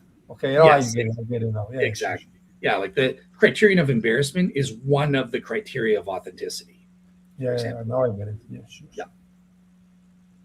Okay, yeah, Or if you can establish the general reliability in the way Lydia McGrew does of Acts of the yeah, Apostles, but then we just come to that fact that, well, even there are provable bad slices in there, and that makes me question. I'm not going to just take the Acts account at face value. I need you to prove them, the specific aspects. So yeah.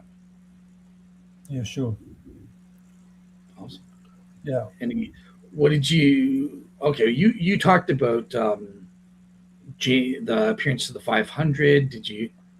You didn't buy the Fatima thing, or did you buy my explanation on that front? yeah. I mean, I don't really appeal to the appearance of the 500 as a, you know, like as one of my evidences, right? No, but I think it's like, how is that going to how is that going to happen? Do you really think that 500 people?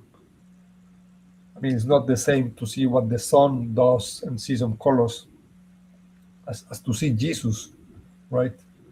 Just don't think it's the same. Also, it's also what Paul says when he says, "Okay, and most of these people, like they're alive, you can talk to them, right?" It's like it was not some nebulous invented thing. This seems like a real event, and he says, "Oh, look, and this and that person, some people are alive, right?" Like it's another detail that I think adds a little bit to the reliability, right?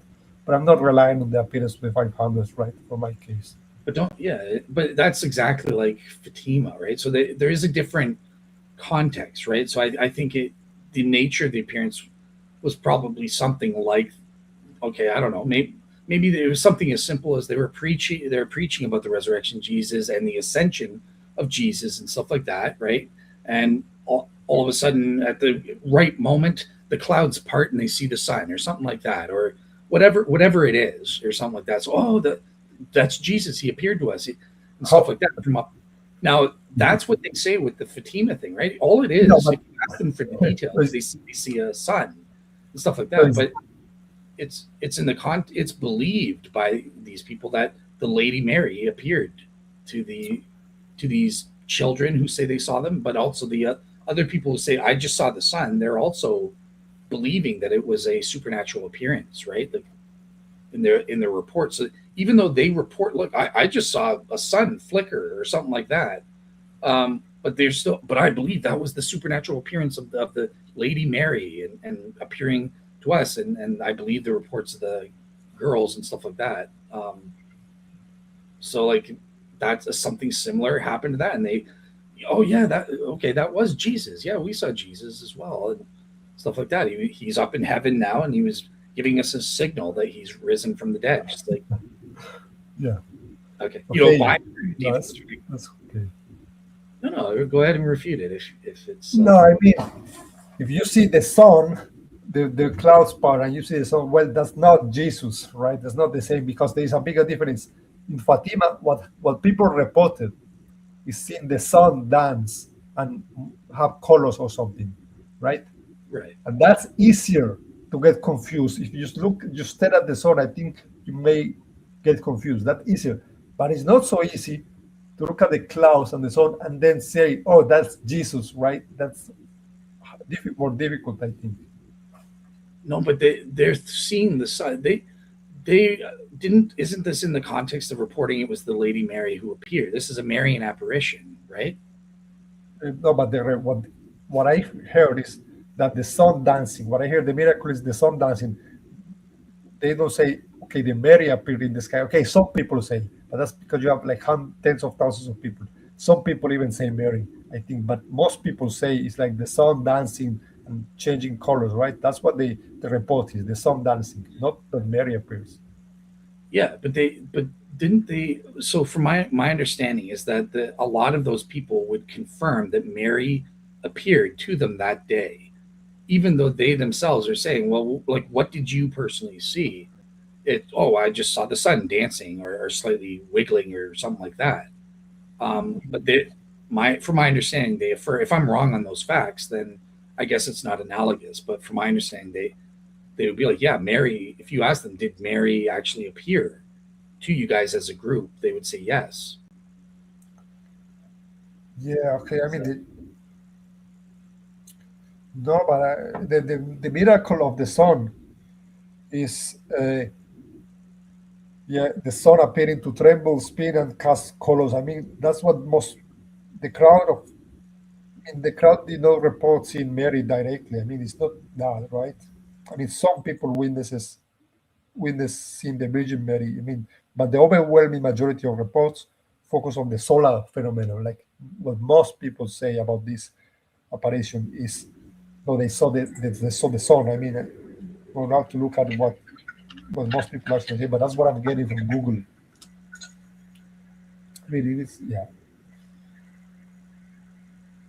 I mean, the Marian apparition is because it's to the children. To the children, it was a Marian apparition, but to the entire group, is the sun doing those crazy things.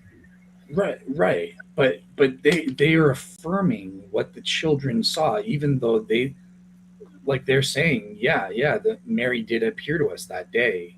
No, Based they're on not what the saying children are that. saying. No, They're saying we saw the sun dancing. They're not saying we saw Mary. That's different. okay, okay. Well, so the children are saying they were there and they saw Mary, right? Yeah, but it's children. When the It's sun children. We danced, that cannot was take Mary. testimony of children.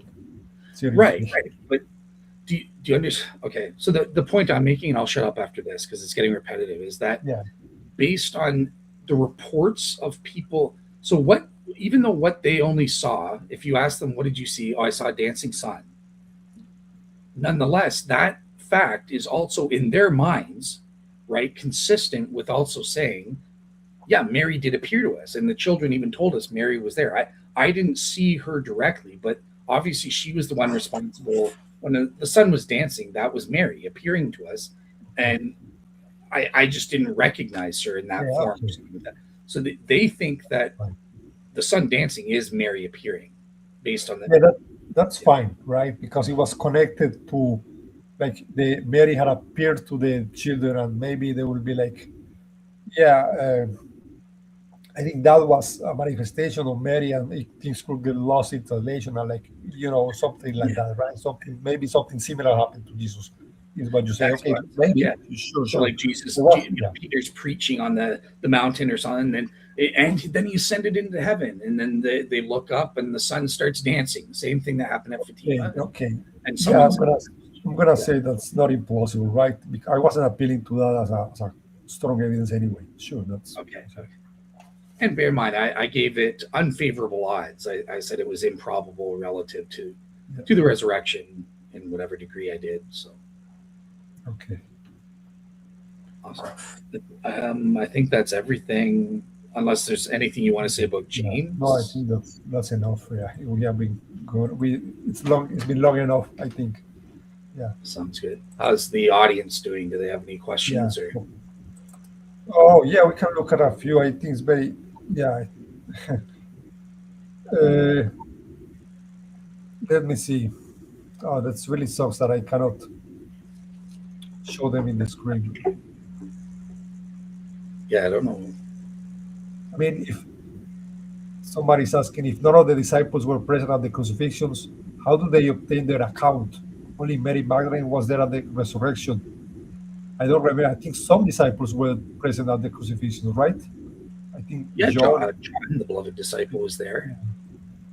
Yeah, I don't know. I don't remember what the text says exactly. Right. Yeah, John. That's where he says to um, Mary, look at your son and behold your son and stuff like that, and to John, behold your mother, because Jesus' biological brothers were nowhere to be found. Yeah.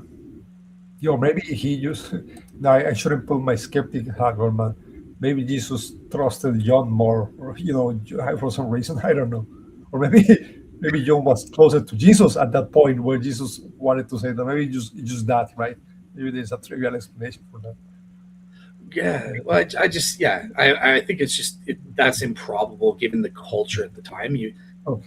The eldest son definitely would have been expected to be there with the mother, because the mother was there, right? Mary was there Yeah. and stuff like that. So yeah, that's what I would say. Okay. Yeah. Okay.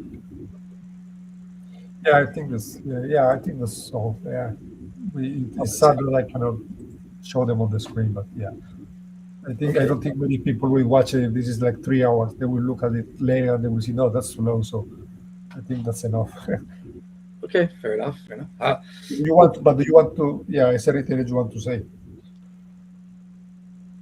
say what I want to say.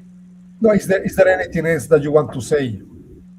No, I just so I think I'm grateful that to you for agreeing to do this and stuff like that. And like I said, I think it is an important exercise to swap roles every once in a while, because it helps you to steel man the other opponent, to really try your best. And I tried my best without compromising on, as much as possible, without compromising on the truth of what I think is true as a Really Christian. great idea. I think I'm very impressed by your case. Actually, I think you will be a great skeptic, and I think actually I may even use some of that. Yeah, I Okay, think you well, did a great case. Yeah. in Yes. one sense I'll say awesome, but in another sense as a Christian I'll just say, but I'm totally wrong. So listen to the refutation. I Oh yeah. do. I don't. Uh, I don't think you need to go ahead. justify better. Like, why do we have a massively low prior for the resurrection? And it's not like Yeah, because there's one around many possibilities. I'm not sure that's correct. I think there's a fallacy there that is just too big. That yeah, does a lot. I think that would do a lot. yeah. Totally agree. I totally agree. Like I said to you, these came from Dr. Lydia McGrew, and it was specifically the second one that, at least for a few days, was so serious. It did actually. It was the first time since I've converted that I had intellectual doubts about my faith. It's serious enough that I could have lost my faith. But obviously, look, I'm still here as a Christian. So that there is a. I agree with you and against Lydia. This is not a proper way to do the prior probability, but I'll reveal that in the follow up show, like why I think it fails. Yeah. Yeah. Okay. No, because from a mathematical Bayesian point of view, I'm thinking that actually you do kind of do think to take the number of the probability of that even happen. But wait, Uh, what is the probability? Does it get divided among all things, or is I'll give like you I don't know? the problem. It's the problem of finding the proper reference class. So Oh, both of the examples I gave are the wrong reference class, and oh, that's why it okay, fails. Yeah, okay, I see. Okay, that's cool. Yeah, no, yeah, I think what you did great. I also had fun doing this because, like I said, I wanted to do this like before, yeah, even before that. I think, yeah, absolutely. Yeah, it number one, it's fun, but it also iron sharpens iron, right? It yeah, helps you, really to see the other side, steel man the other side. Like I did my best. Give it. I had constraints because some Christians were worried, like, oh, it's just a game or something like that. So I wanted to do my best to like be faithful to the facts as I believe them, but then try to come up with the best naturalistic explanation that I think's out there. So yeah, and on that front, I think it's edifying for everybody. okay. But yeah, that's great. No, that's perfect. Okay, Awesome. thanks. And are Okay, you closer thanks for to watching. leaving in? in Christ now, because I think you did a great job arguing Oh, that's as great to hear. Yeah. absolutely. I think it's a good. Okay. So you're announcing your conversion. I think so. Awesome. Yeah.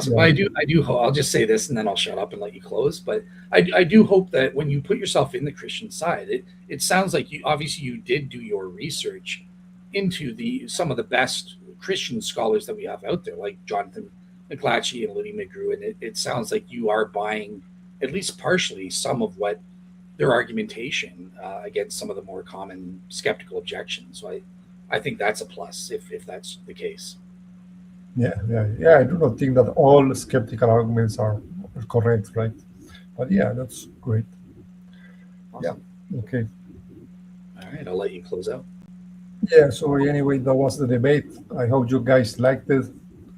I forgot. I should have added a description to your channel. Okay, I will do that. Please go check out Dale's channel, and please subscribe to my channel.